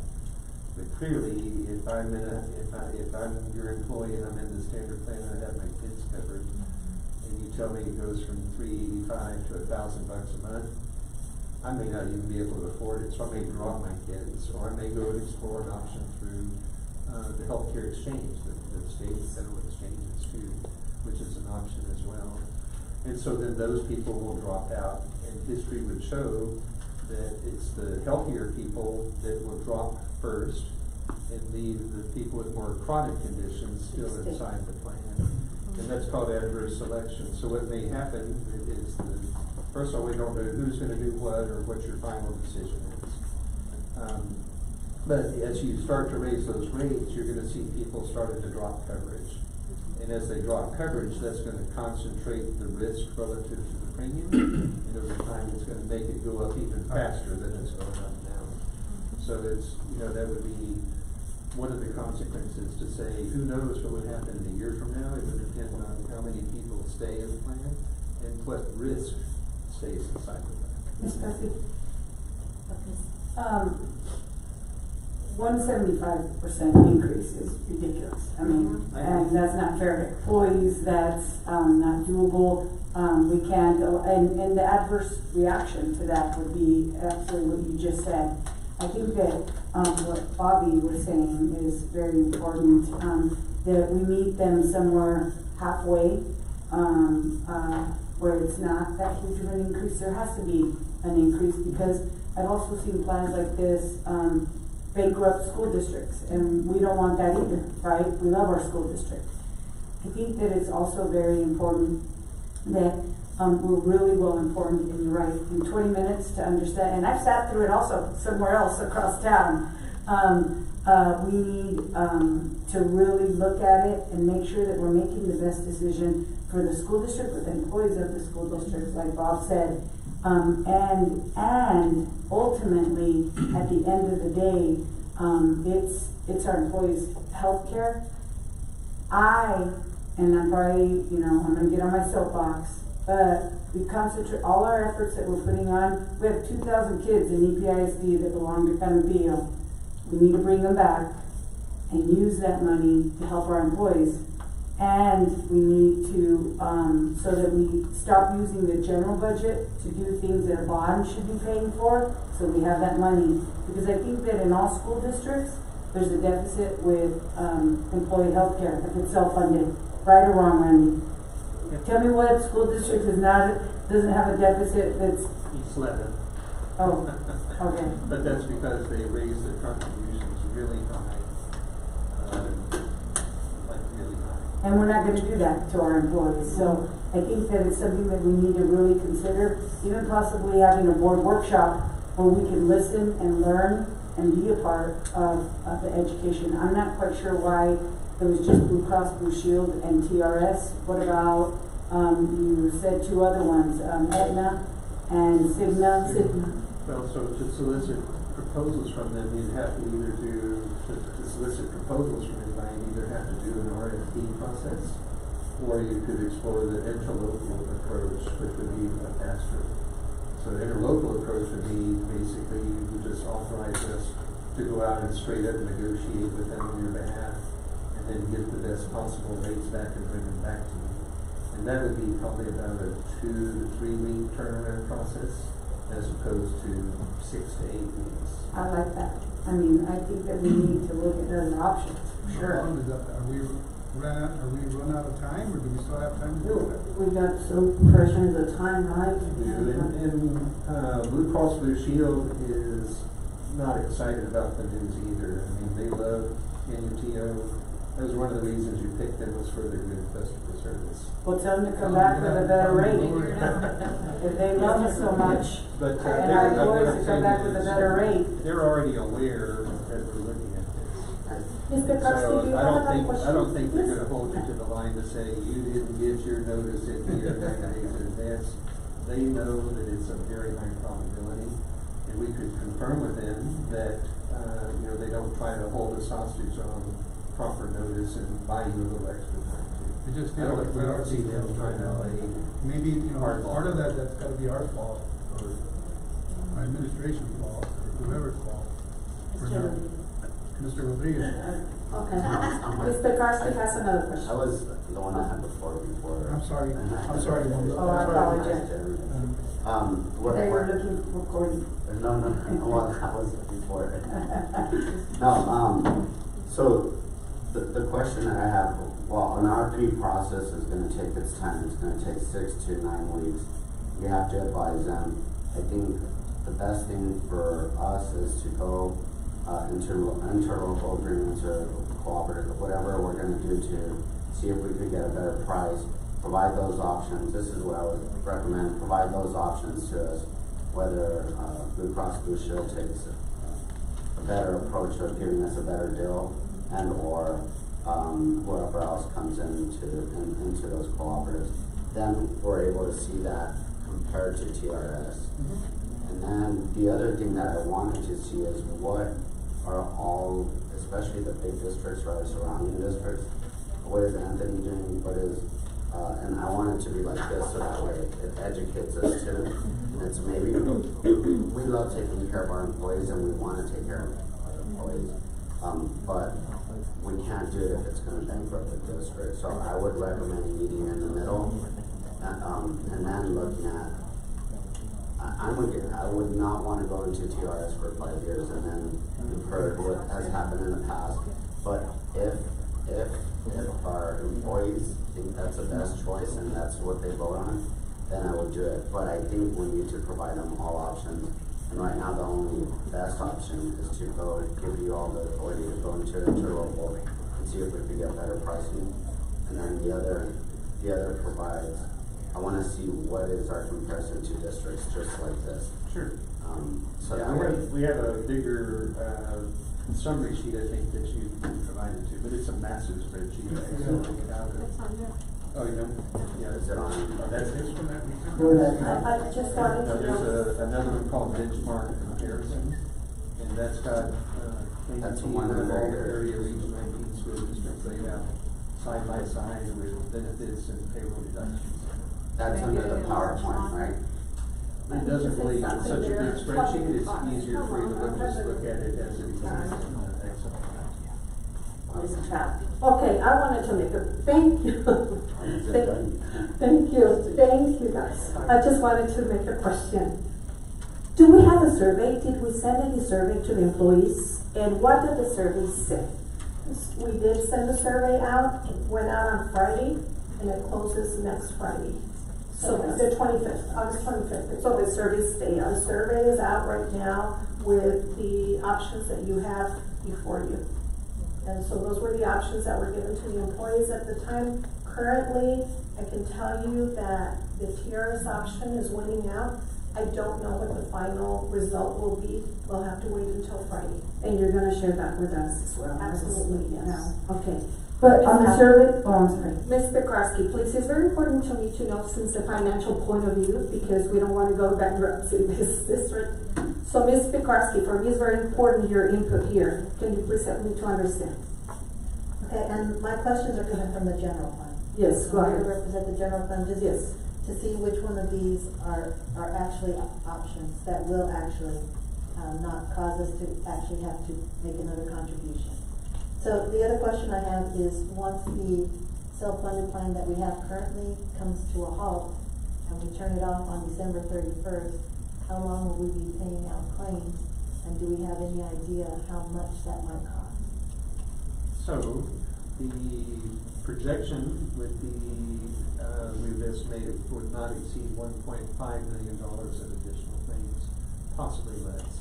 $1.5 million of claims is equal to about 2.4 months of claims paying capability. And so the backlog of claims that incurred, and then, another phenomenon that's likely to happen is, regardless of which way we go, there'll be a rush for people to jam as many services, fill as many prescription drugs before the end of the year, before benefits change or anything changes like that. So you could see a swell in the number of incurred claims as people try to hurry up and get things done if they can, if it's an elective type of situation. So under the TRS approach, we didn't look at that spreadsheet, but there's an extra $1.3 million per year that you could use to make people whole, and you're not likely to have that many people that you need to make whole. So that would create some additional money that's still in the control of the district, and you could use part of that money to help pay your run-out liability that comes out in the first year. And then in successive years, you could accumulate that money to reimburse back to the general fund or do whatever. It's the district's money. You don't have to keep it allocated to the health plan, but it would probably be good if you go that direction to let it run its full course for a year, so you get a good feel for how all of the different concepts interact and play together. And then if things are looking good in the future, then you can make changes to your budget as you go. But right now, we're just operating under the assumption that $623 is the maximum. But if you want to look at subsidizing that, the easiest way, to help minimize the number of permutations that we run would be if you could just indicate how much money more the district could contribute. Then we can work the math backwards to say, okay, this is what that buys you in terms of benefits and plan design and things like that, and what the impact would be on payroll reductions. But if you were to split it proportionally, that would be 45%. You could go a little bit, the main thing would be to just at least cover the operating expense so that you're not tapping your general fund anymore going forward. So that would be the main objective. And then the second step would be have a little bit of additional funding to give yourself a cushion and establish your reserve. And then also to be able to eventually pay back the general fund for the money that you've already transferred over. Okay, so if I understood you, did you say a year? Be paying out on the old self-funded for a year? Probably about I didn't say how long. So typically the majority of the incurred claims would flow through in the first 3 months, like January, February, March. Blue Cross would be continuing to process those claims in your current contract, etc. And so the bulk of them come in January, then they start to tail off in February, and then in March it's just a trickle. And it's just referred to as the lag time. Okay, so when you said $1.5 million, is that starting in January? That's when you see the $1.5 million start to come so in? that would be the projection for how much the cost would be for the run-out to clean up. Right. Okay, so for right now, the district is still making contributions. We're still making our employee So money is still going in, claims are still going in, but we need to keep that $1.5 million in mind for the future. So you went exactly what I was gonna ask you next. If we go to the Blue Cross fully insured, there's not that extra money left over from what I saw in the presentation. Correct. So where would the district get the money to pay this $1.5 million? In general fund, because you don't have any reserves established, you're already in a deficit position. So that was what I was trying to say before. The Blue Cross Blue Shield fully insured approach is an $11 million flex value. And when you compare that to the self-funded one, it looks like it's cheaper. But once you tack on the other $1.5 million, now we're right back where we started. So I have a saying too, that if there's a sucker out there somewhere that wants to subsidize your risk, then I want to let them. But there's not any suckers out there except TRS. They've got a program with the rate set down so low that it really has difficulty covering its expenses. And it's in the position it is today because the governor, for the last 2 consecutive years, has infused $500 million each year into TRS active care. So while they didn't get any money to the school districts, I mean, anybody not in TRS care, you didn't get any extra money from the state. You didn't get any money to help subsidize your health plan. But TRS is the beneficiary of $1 billion in the last 2 years from the state, on top of all the payments that they collect. And so there's over 1,000 districts in TRS, and TRS has active care, it has retiree benefits. That's where your retirees go to the retiree care. And it also manages your pension plan. So it's I don't know if you would say it's too big to fail, but it's so big and it impacts so many districts, I don't think the state is going to let it implode. Okay, 2 more questions. Okay, if we go with TRS, we have that extra money that's left over. If we use $1.5 million to pay the claims, will we still be able to fund the HRA and bring down the premiums? In the first year, if it came in at $1.5 million, you'd be a little bit short using the HRA funds, but it could be, and so these illustrations here are just illustrations. And so in the one we have, it shows a 40% reduction to payroll deduction. But you could say, well, we need to have some more money to pay our incurred liabilities, so let's just lower payroll deductions 30%. That frees up more money to go into your surplus account to help you with your retirement. Okay, last question. What else could the district use those extra funds for? Let's say the $1.5 million is paid off. We're gonna have that extra money. If we go to TRS, what else could the district use it for? So, in talking to Randy about that, I would recommend that money stay in the healthcare fund. I know that a few years back, or a couple of years back, the board approved to move money from the health fund into the general fund. At that time, there was funds in there. So if you're at TRS, and let's say we're down the road 5 years, and on year 4 we give them notice that we want to move back and be self-funded, then we have to have a pot of money to be able to move back out of TRS.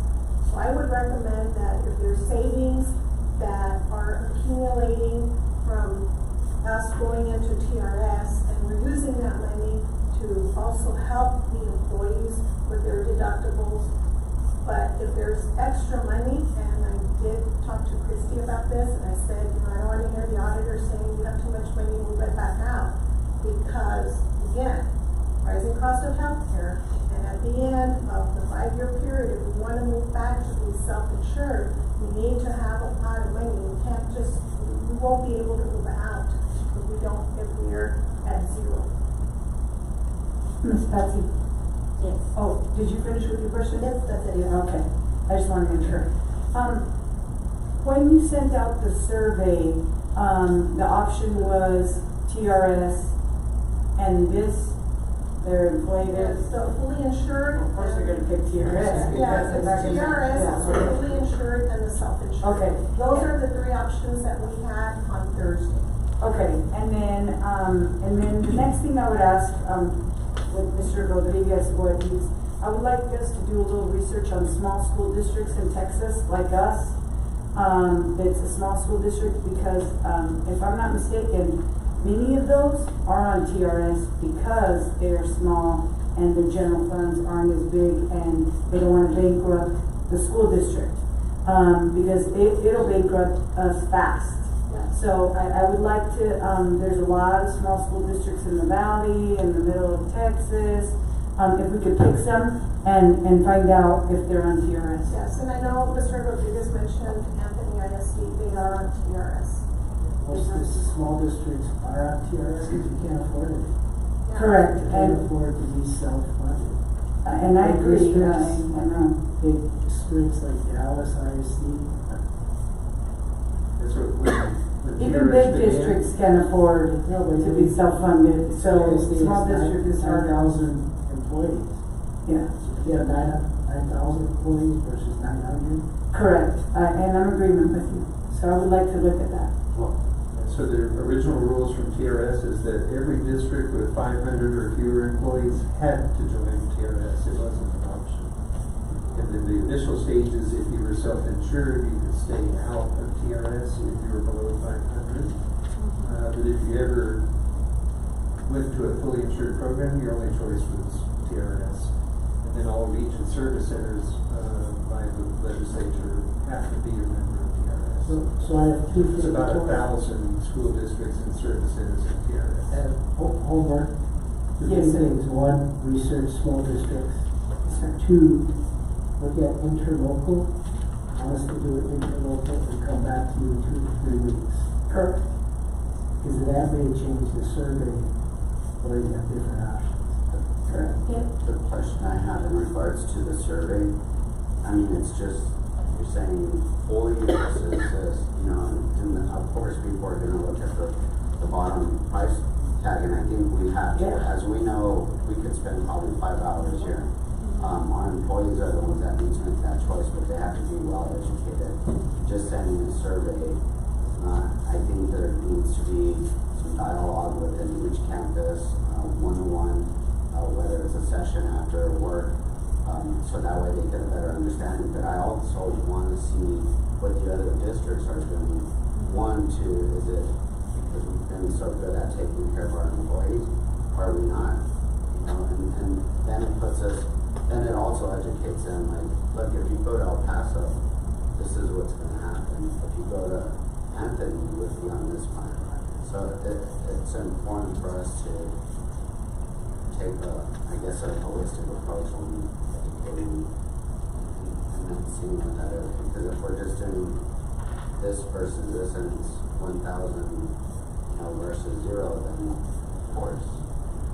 And Mr. Rodriguez, I want to say that we have asked all these questions that you're asking. It's not that we just said, whatever was there, that's what we grabbed onto. I know people have asked, what about this one? What about this? What can we do? I mean, those questions are being asked. We know what choices are available. Yes, and it's providing those choices to our staff and having them make that decision. Yes. And so what we did with the health committee, they've sent us all, we've given them all the information. I know that we have representatives from each campus, and they have been asking questions, they've been emailing us. They were representing each one of the campuses, bringing forth the information. They're still asking questions. We're going through and answering their questions on that. There's going to be more options provided, and there's going to be more questions. And what I'm saying is we have to really listen to our employees, and at the same time we have to educate them as you all are educating us, because it is a very complicated situation, and we need to know what unintended consequences can come about if we do select TRS. And that's what's important for them to understand what options, what is other districts in this region doing, and what are the unintended consequences if we go to TRS. So somehow the other districts may become irrelevant given the cases that involve the risk in each district different. So I think there's a lot of emotions involved in the decision. At some point, take the facts, make a decision. When you look at You can continue to talk, survey and talk and survey. But at some point, it's like the Martha McCarthy was going to point out, and Randy, you're still going to have a recurring problem unless you take a decision on TRS. And it could be we're at those crossroads right now where decision just has to be made. If I may. Ms. Barnes. So my frustration, with all due respect, is that we came 5 months ago in March, and this was originally partially presented to us, right, with what the numbers we had then. Why did we just meet with our benefits committee on Thursday to start going over these discussions when our deadline is so fast approaching and we've known the situation that we're in for 5 months? Because if we would have gone earlier to look at this, we could have done the RFQ, we could have already had the interlocal agreement numbers in to actually be able to look at all of our options and have valid data and send out a survey to our employees that have all of the options. Because I can tell you, my phone has been ringing off the hook since Thursday from employees saying they sent out this survey and they're asking for us to choose, and I'm not filling it out because neither of the options are acceptable. So what percentage of our employees have actually turned in the survey, I guess, is my first question. The Public Information Office is running the survey. I don't know as far as the percentage. Okay. I can tell you that we've had the meeting in August because school just started and people are back at school, and so we don't want to disrupt the first days of school. Usually when people are on some of the summer break, it's hard to get them in to sit and go through, this information. So we waited for school to get started, and normally we always have our first meeting in the month of August. So yes, I think we need to be, just for future reference, because we knew, you stated we've known the situation for 2 to 3 years. The committee knew. We should have been meeting before the end of the school year last year to start getting these things planned ahead and getting those numbers in so that we could plan accordingly. Because we already know we're in a horrible financial situation. And if we're not going to make administratively responsible decisions and timelines, we're going to keep digging ourselves into a deeper hole. So, do you know what percentage of our survey has come back? We, at the end of the day yesterday, we had around 200 responses out of the 900 employees that received the email. And that's a pretty on par with the response rate that we normally get with surveys. Okay. Well, that was the feedback that I got from our employees, that they didn't want to fill it out because they said, of course, it's just common sense. If you look at a 175% increase to a non-increase, what are they going to answer? Of course they're going to answer TRS. But they also know the truth of, I don't want to be locked into TRS when we have no control over what they do with our rates for the next 5 years. We don't know what doctors we're going to be able to go to actually get coverage. We don't have the money month to month to be able to put down a $7,500 deductible, and that's per person, correct? Is that correct on the plan? Yes. Deductible would be $7,500 if they did the primary. There's no way. There's no way that our employees and their families are going to be able to afford that. So I feel like we did this as an afterthought of, we're going to send out this survey to see what they think, when we already know what the response is going to be. It's either going to be no response or it's going to be TRS. So we're not really giving them any options to choose from that are valid, in my opinion. So there's frustration coming from me because I'm hearing the frustration from our community, because this should not have taken 5 months for basically the same numbers to have come back to us with no options to give them. But I think Randy's going to come with another options, right? And based on what we already say. We'll go with solicit proposals and alternatives for you from each of the major carriers. Yeah, so the employees, they could be more satisfied. I don't know, besides these 3 options that we have right now, so we have the TRS, which are the other ones, Martha? They're right here. You have them here. These are the 3 options right now. It's the self-insured, You can also have the other with a fully insured, and then you have the TRS. The And of TRS. course, like Randy said, we'll go out and do, the insured local, and he can go ahead and get some, quotes or some prices They on come with another. some of those. But again, I mean, we're just gonna be transferring the same risk that we have now. But we can compare at that point in time. Yeah, we need to protect our employees, of course, as well. They've been calling me as well. Well, they know, and we know that the situation is terrible right now here, economically. And the employees, it's kind of hard for them to afford this. So thank you, Randy, for coming next time with something different. Appreciate it. With that said, anybody else? Mr. McGraw. Mr. McGraw, you have, seen Canopio through a lot of windy nights in terms of our, because I know we've been through this before, back when I was younger. Yeah, never of this magnitude, but it's been a roller coaster ride over the last 20 years. It has been, and I have full confidence that within a couple of weeks, hopefully we'll see a different picture. Would anybody like to make a motion? Just information discussion. Okay. Thank you, Ms. Mendoza. So we'll be back in 3 weeks. And we'll be back with a very nice news for our employees, right? There you go. Thank you. I'll make it as nice as possible. Please. Glad we held this short. There you go. We need to protect our employees. Thank you. Thanks, sir. Next item. 4F, discussion and possible action to extend or revise the authority of the superintendent of schools to hire, reorganize, or create positions in the approved budget for the board of trustees. It's, Board, again, it's within the budget. There's a couple positions on here, like we just got that grant. And according to our attorney, anytime we want to create FTEs, we'll have to bring it to the board. However, with this, as long as I'm working within the grant, within the budget,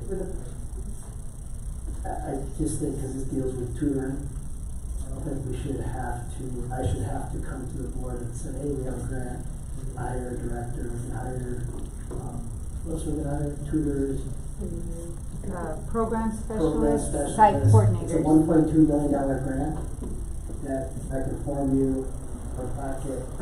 The other one is the 2 police officers, so we can comply by September 1. We got money in the grant, got money from state.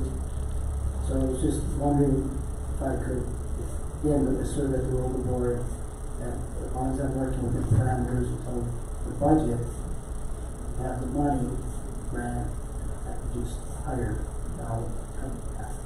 Okay. That's just what I'm requesting. I made a motion. I have a question. So would that only be in regard to the grant and the police officer positions, or just within budget for any hiring that needs to be? Within the budget. For any hiring. Any hiring.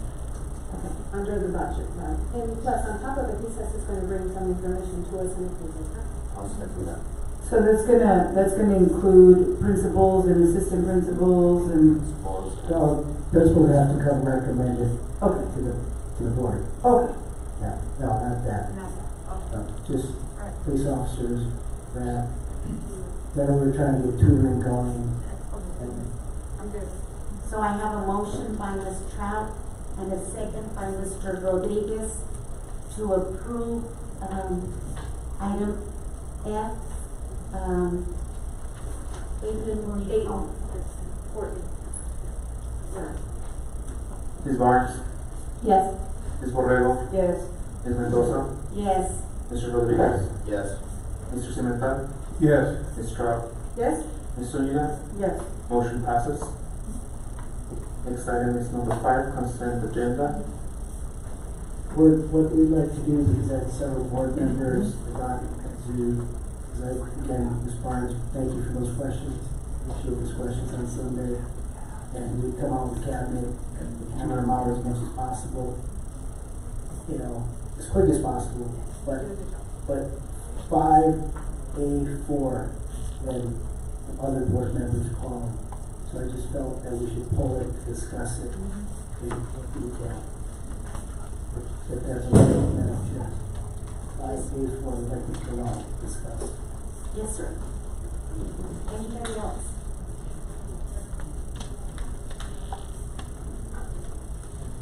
If not, do I have a motion for approval of consent agenda with the exception of 5A4? I move. Ms. Trout, do I have a second? Second. Ms. Zuniga? Seconds.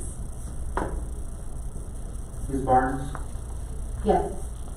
Ms. Borrego? Yes. Ms. Mendoza? Yes. Mr. Rodriguez? Yes. Mr. Simmons? Ms. Stroud? Yes. Ms. Zuniga? Yes. Motion passes. Item number 6, executive session to consult with attorney under section. We'll go to 5A4. Oh, 584, I'm sorry. Yeah. Discussion. 5A4. 584, discussion and recommendation regarding request for qualification of professional services to update the CISD Facilities Master Plan per RFQ 2023-12. It's part of the week. Right. So, Mr. Bruno. I'm sorry. Thank you. And Mr. Bruno, I believe it was you who answered the beginning part of my questions that I submitted, so thank you, because they were very thorough.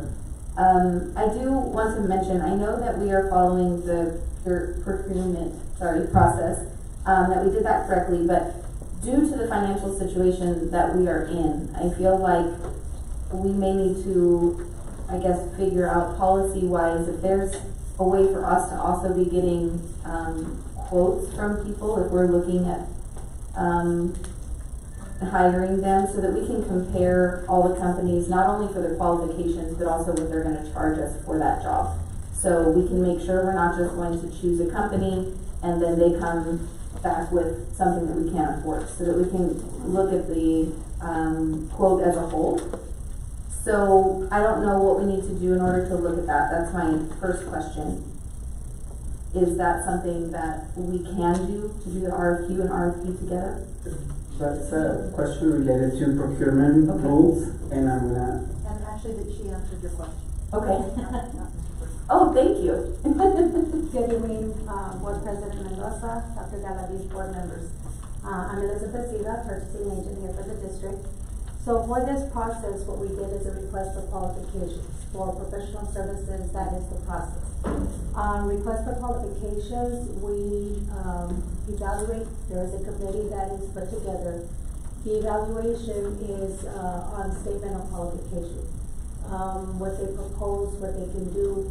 Of course, we give them the criteria, scope of work, what's expected, services that we'll be needing, and so on and so forth. But as far as getting quotes from all, the process is that you enter into negotiations with the top ranked firm. You negotiate until you come into an agreement. If you cannot come to an agreement, then we do have to terminate the negotiation in writing, and then you move on to the second ranked. And then you go, if you can't come to an agreement, you go on down the line. But it does have to be in that order, and it does have to be one, and then you have to terminate. You can't ask all of them to submit a Okay, so when we move on to the RFP, correct? Something's called.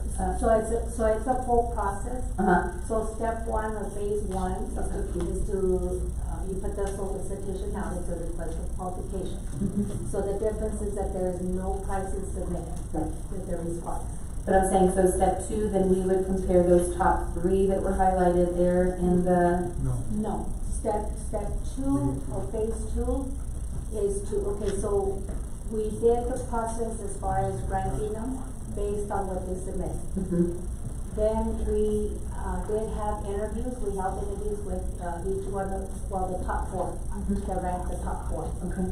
So we had interviews with them, and there was questions. There was a list of questions that were asked. All of them were asked the same questions. Following that, the interviews, the committee went back and rescored based on their interviews. Okay. And then, so whoever ranked one is the one that we would enter, so the request today would be to the approval to enter into negotiations with the number one, ranked firm first. We negotiate with them, whatever pricing comes in, then, I mean, if it's too high, if it's without our, out of our budget or what have you, you can cancel negotiation, or we would have to cancel negotiation in writing as a formal cancellation. Then you move on to the next number So two. let me just say that the RFP and RFQ are two separate processes. The RFP would be like if we were gonna get, the football field. Okay. We wanted the turf, then we would go out and do an RFP. Okay. And based on price, we could select which one we wanted. In the RFQ, the main focus on who's the most qualified to do the job, and so we're not allowed to ask price. And they're not allowed to tell us what the price is. If they tell us the price, they're automatically disqualified. And so even in step two, we're not allowed to get prices. In step two, once you give us the go-ahead and you say, go ahead and go forth and negotiate, that's when we start finding. But we can only do that with one company. At a time. Yes. I do have a question. I'm gonna be very fast. I would like to know, Ms. Sita, I know that we had already a facilities master plan for 5 years. My question is why to have another one right now, which is complete an update? And my second question is what and how much is the price to pay and hire another company to make the update as well? Since we have a deficit right now, is it going to affect the deficit right now in the price? Okay, so that was a lot of questions. I have one same question. I promise not to talk anymore. Okay, so yes, there was the last facilities master plan was in 2021. It hasn't been 5 years yet. However, I believe that the board had instructed us to go out to get this information. And it would be in preparation. Yeah? It was admin's recommendation to get a refresh of the press release. Not go for an RFQ, correct? Well, it has to be an RFQ, because it's professional services. And so, as far as the price goes, we don't know what the price is.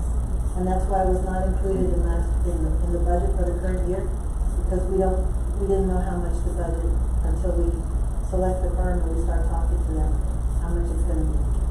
And then you asked one more question. I said, 3 questions. One, why do we have, if we have 5 years, why do we need to hire now someone for an update? If we're gonna run a bond, we really need someone right now, or when we're gonna have to, when this has to be a contract for this update?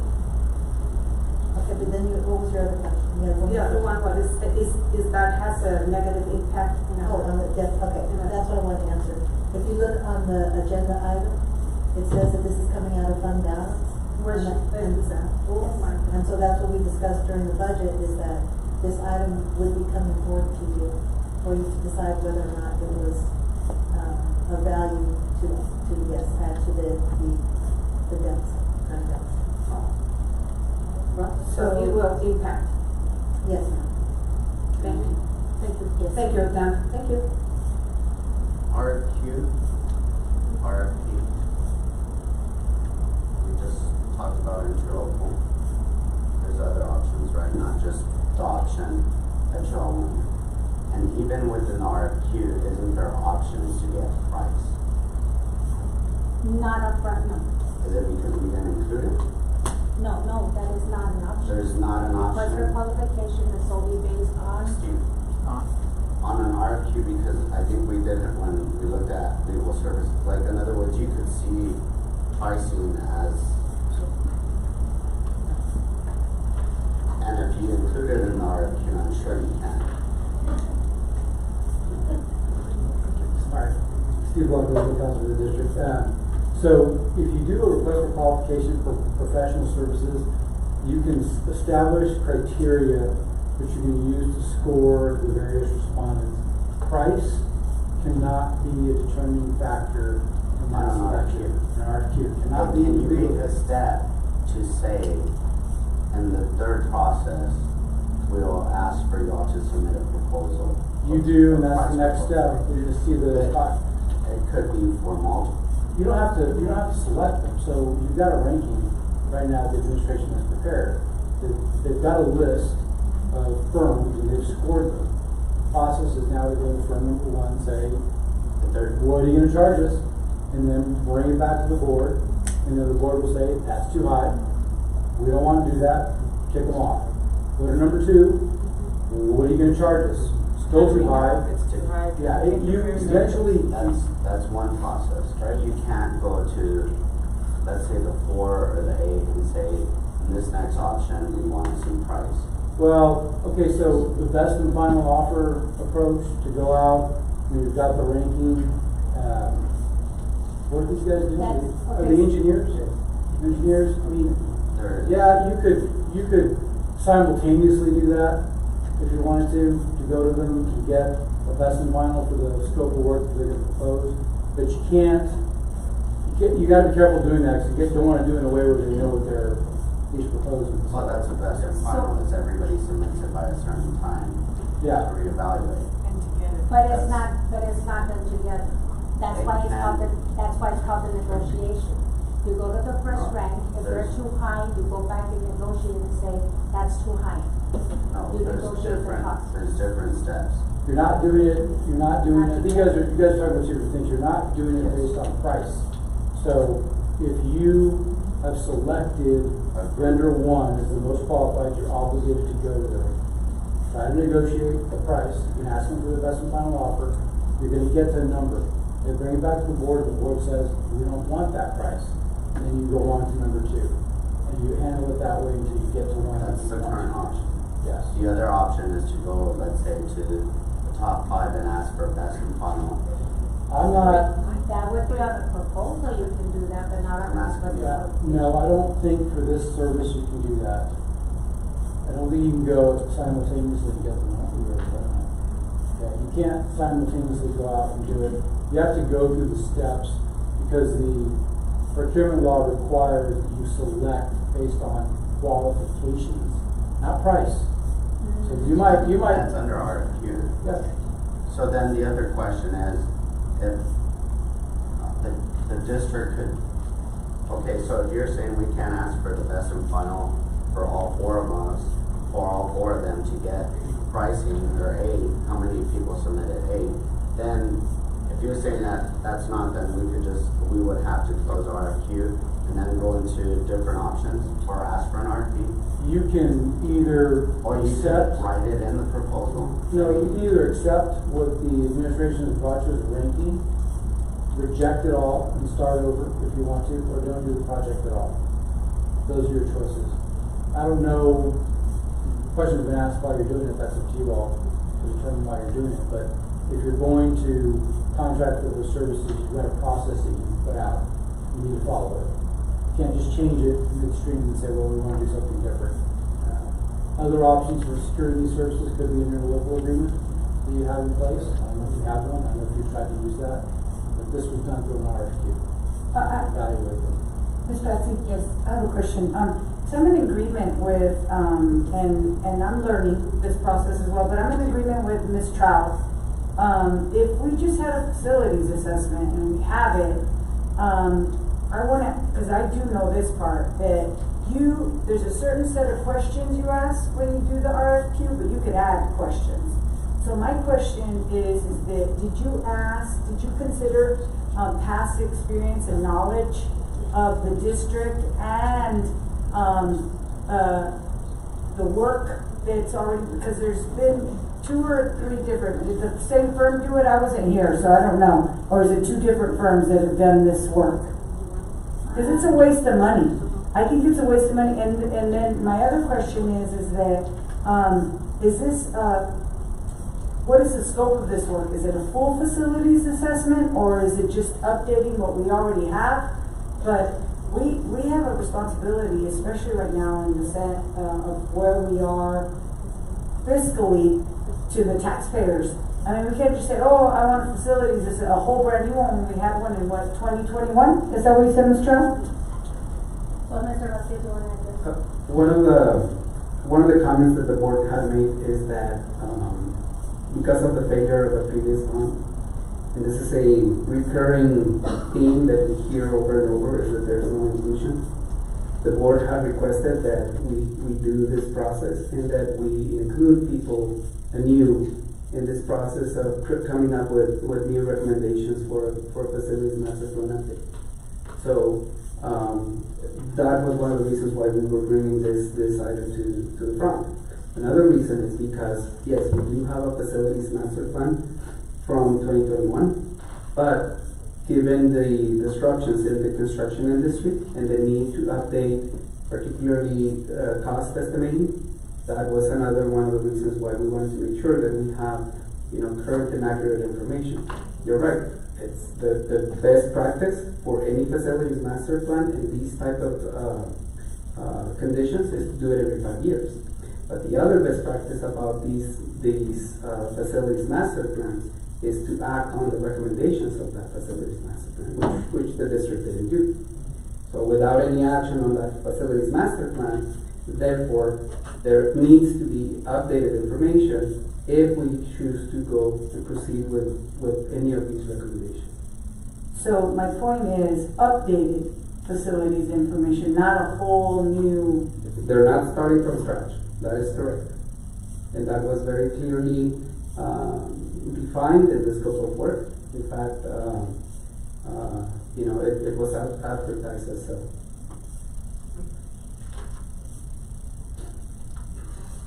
If I may, what did our last facility master plan cost the district? Oh, I don't remember off the top of my head. Anybody? It's about 200 and something. The previous one was almost $500,000.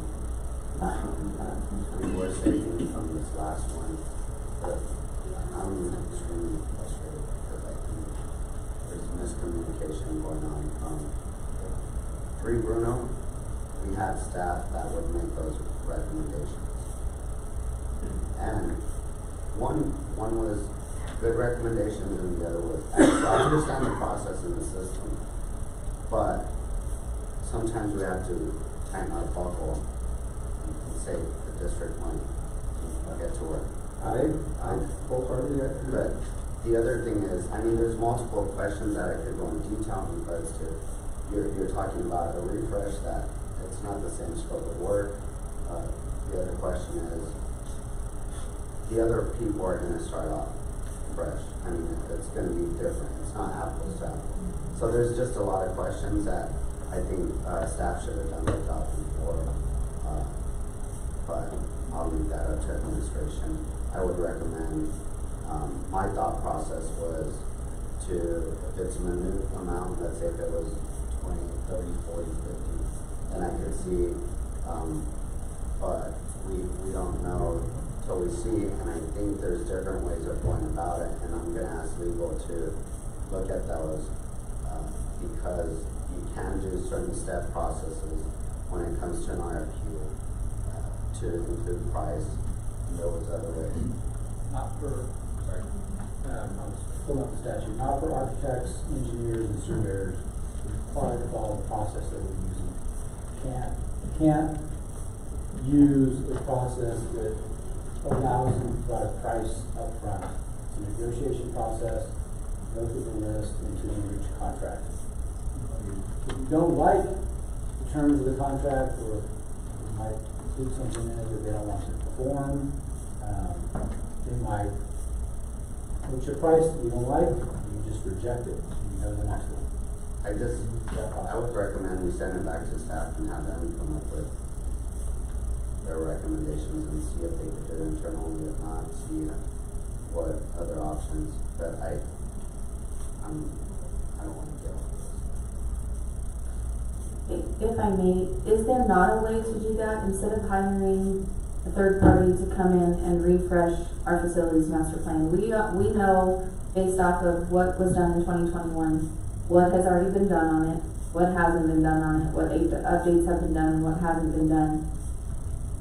Can we not refresh our own facilities master plan to figure, at least enough for us to be able to use to see how to move forward without paying someone $250,000 to do it. I mean, it doesn't seem responsible to me.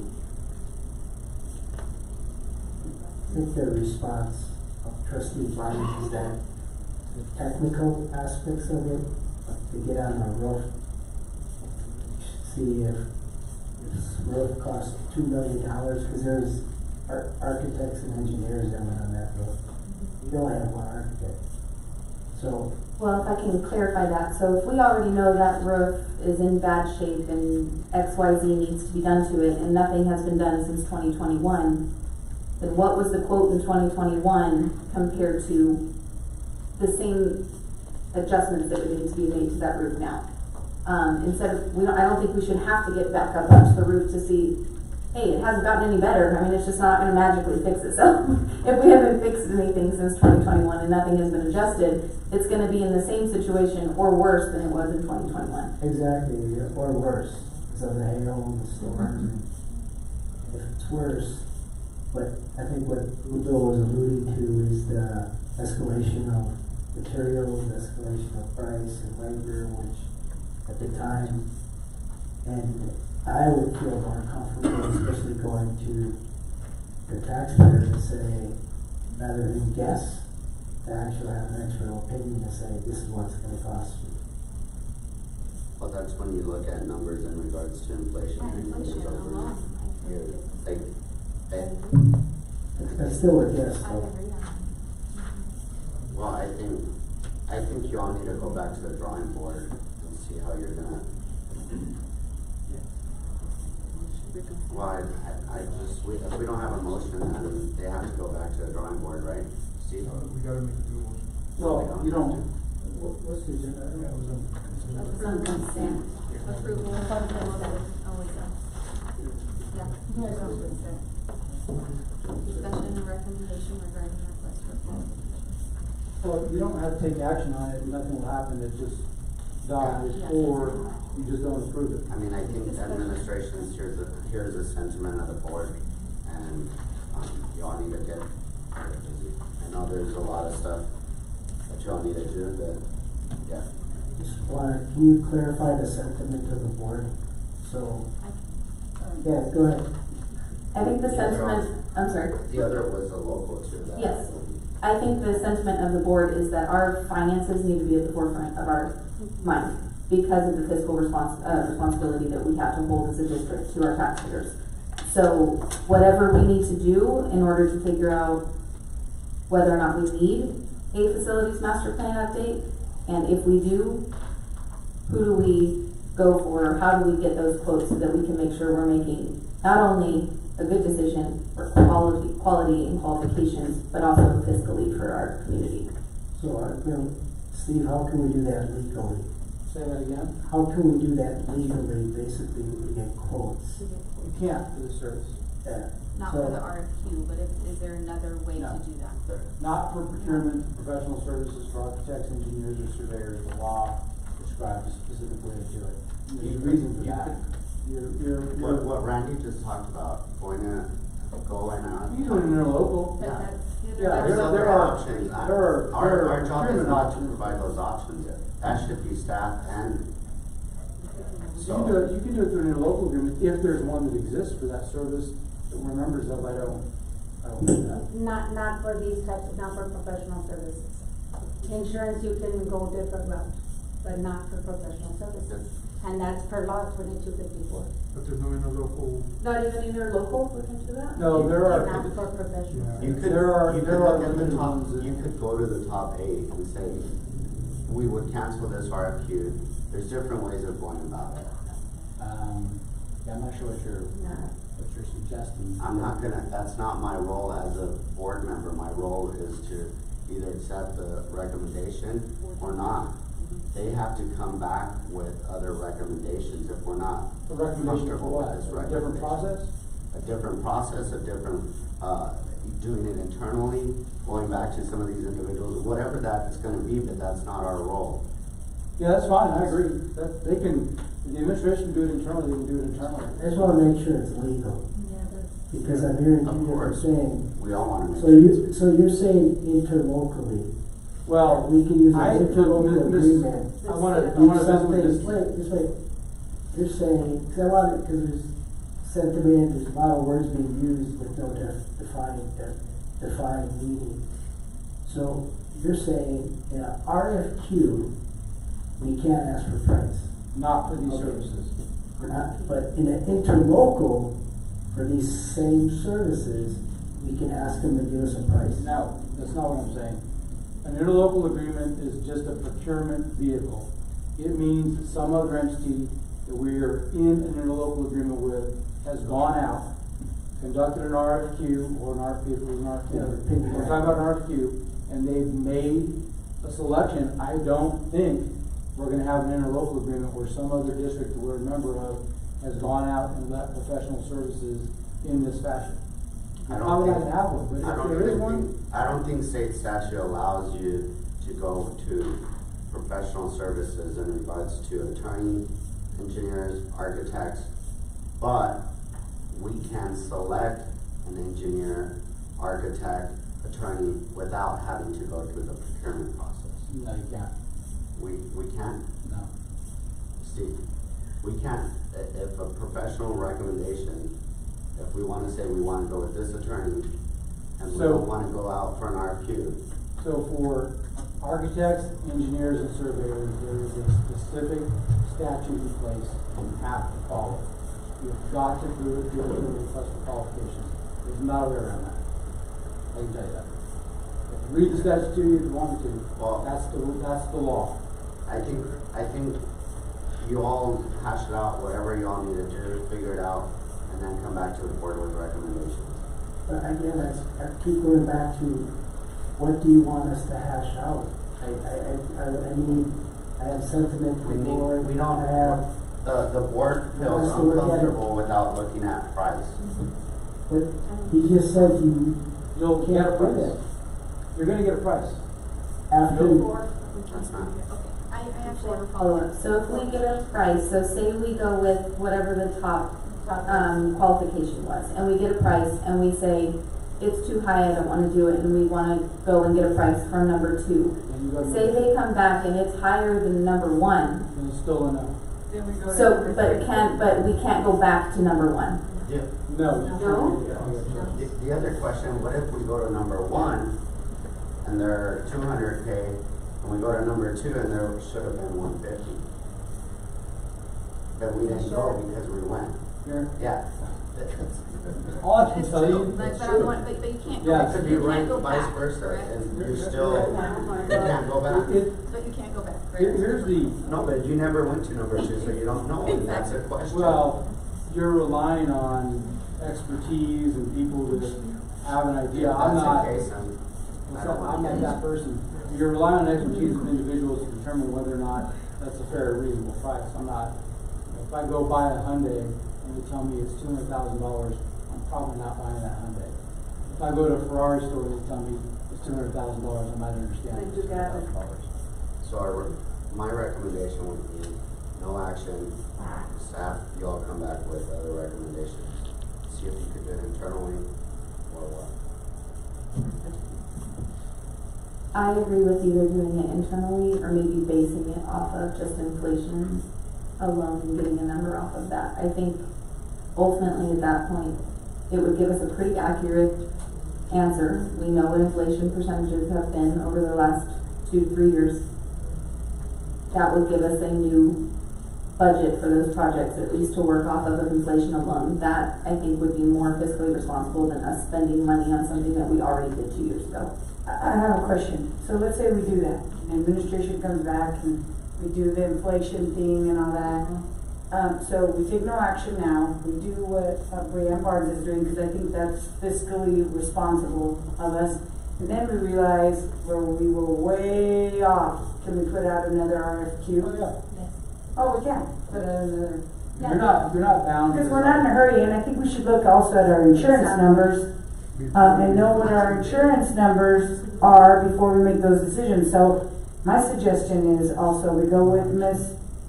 Barnes, no action, what she said, let's get that, have administration bring us the different scenarios, and then. If we like it, we take it, but if we don't, we could always turn it Yeah, down. or we see it and we're like, yeah, we're way off, our people don't know how to estimate growth and roofs and all that, cause that might happen. I just wanna know that we have an option to go out for an RFQ again in the future, once we know what our price of insurance is, where we are at that point, make a more responsible decision, that's my thoughts. Yeah, that's not. Anybody else? No action. Next item. Consent, Next item, number 6, executive session to consult with attorney under section 551.071, 551.072, and 551.074 of the Texas Government Code.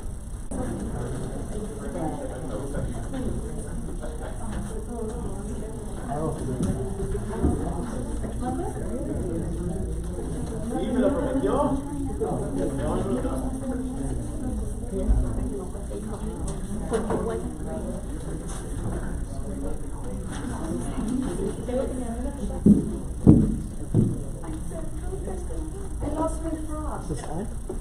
I know, she can't hear it all. She can't make her. I'll make you another one. I have like a belt and a phone. I'll make you like 200. I don't know.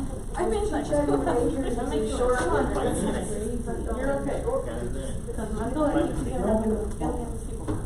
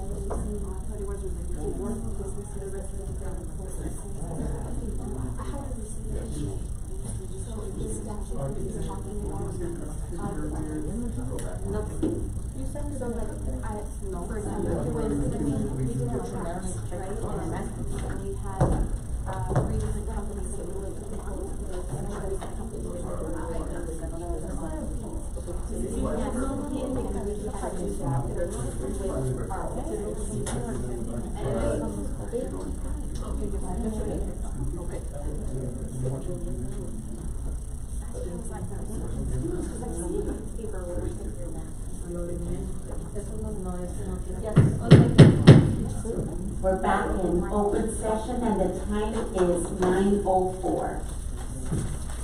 Adrian. 7A, discussion and possible action regarding employment of security personnel and devices to comply with House Bill 3.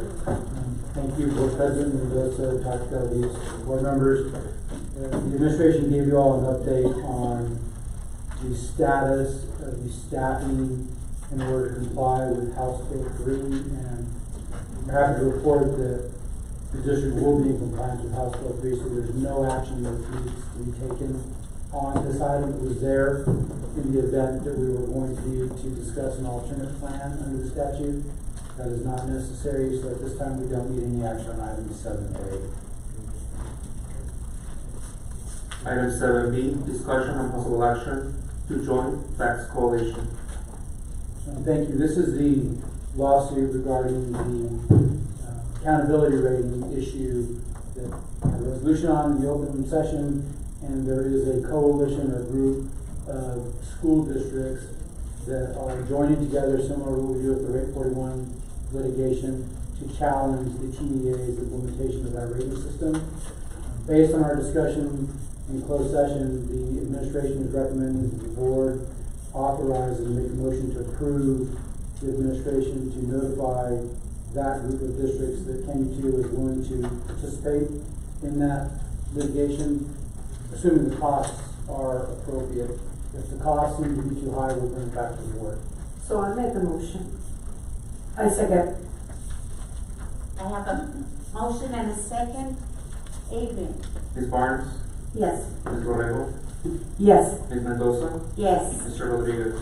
Yes. Mr. Cimental? Yes. Ms. Straub? Yes. Ms. Zuniga? Yes. Motion passes. 7C, discussion and possible action regarding the TEA corrective action plan.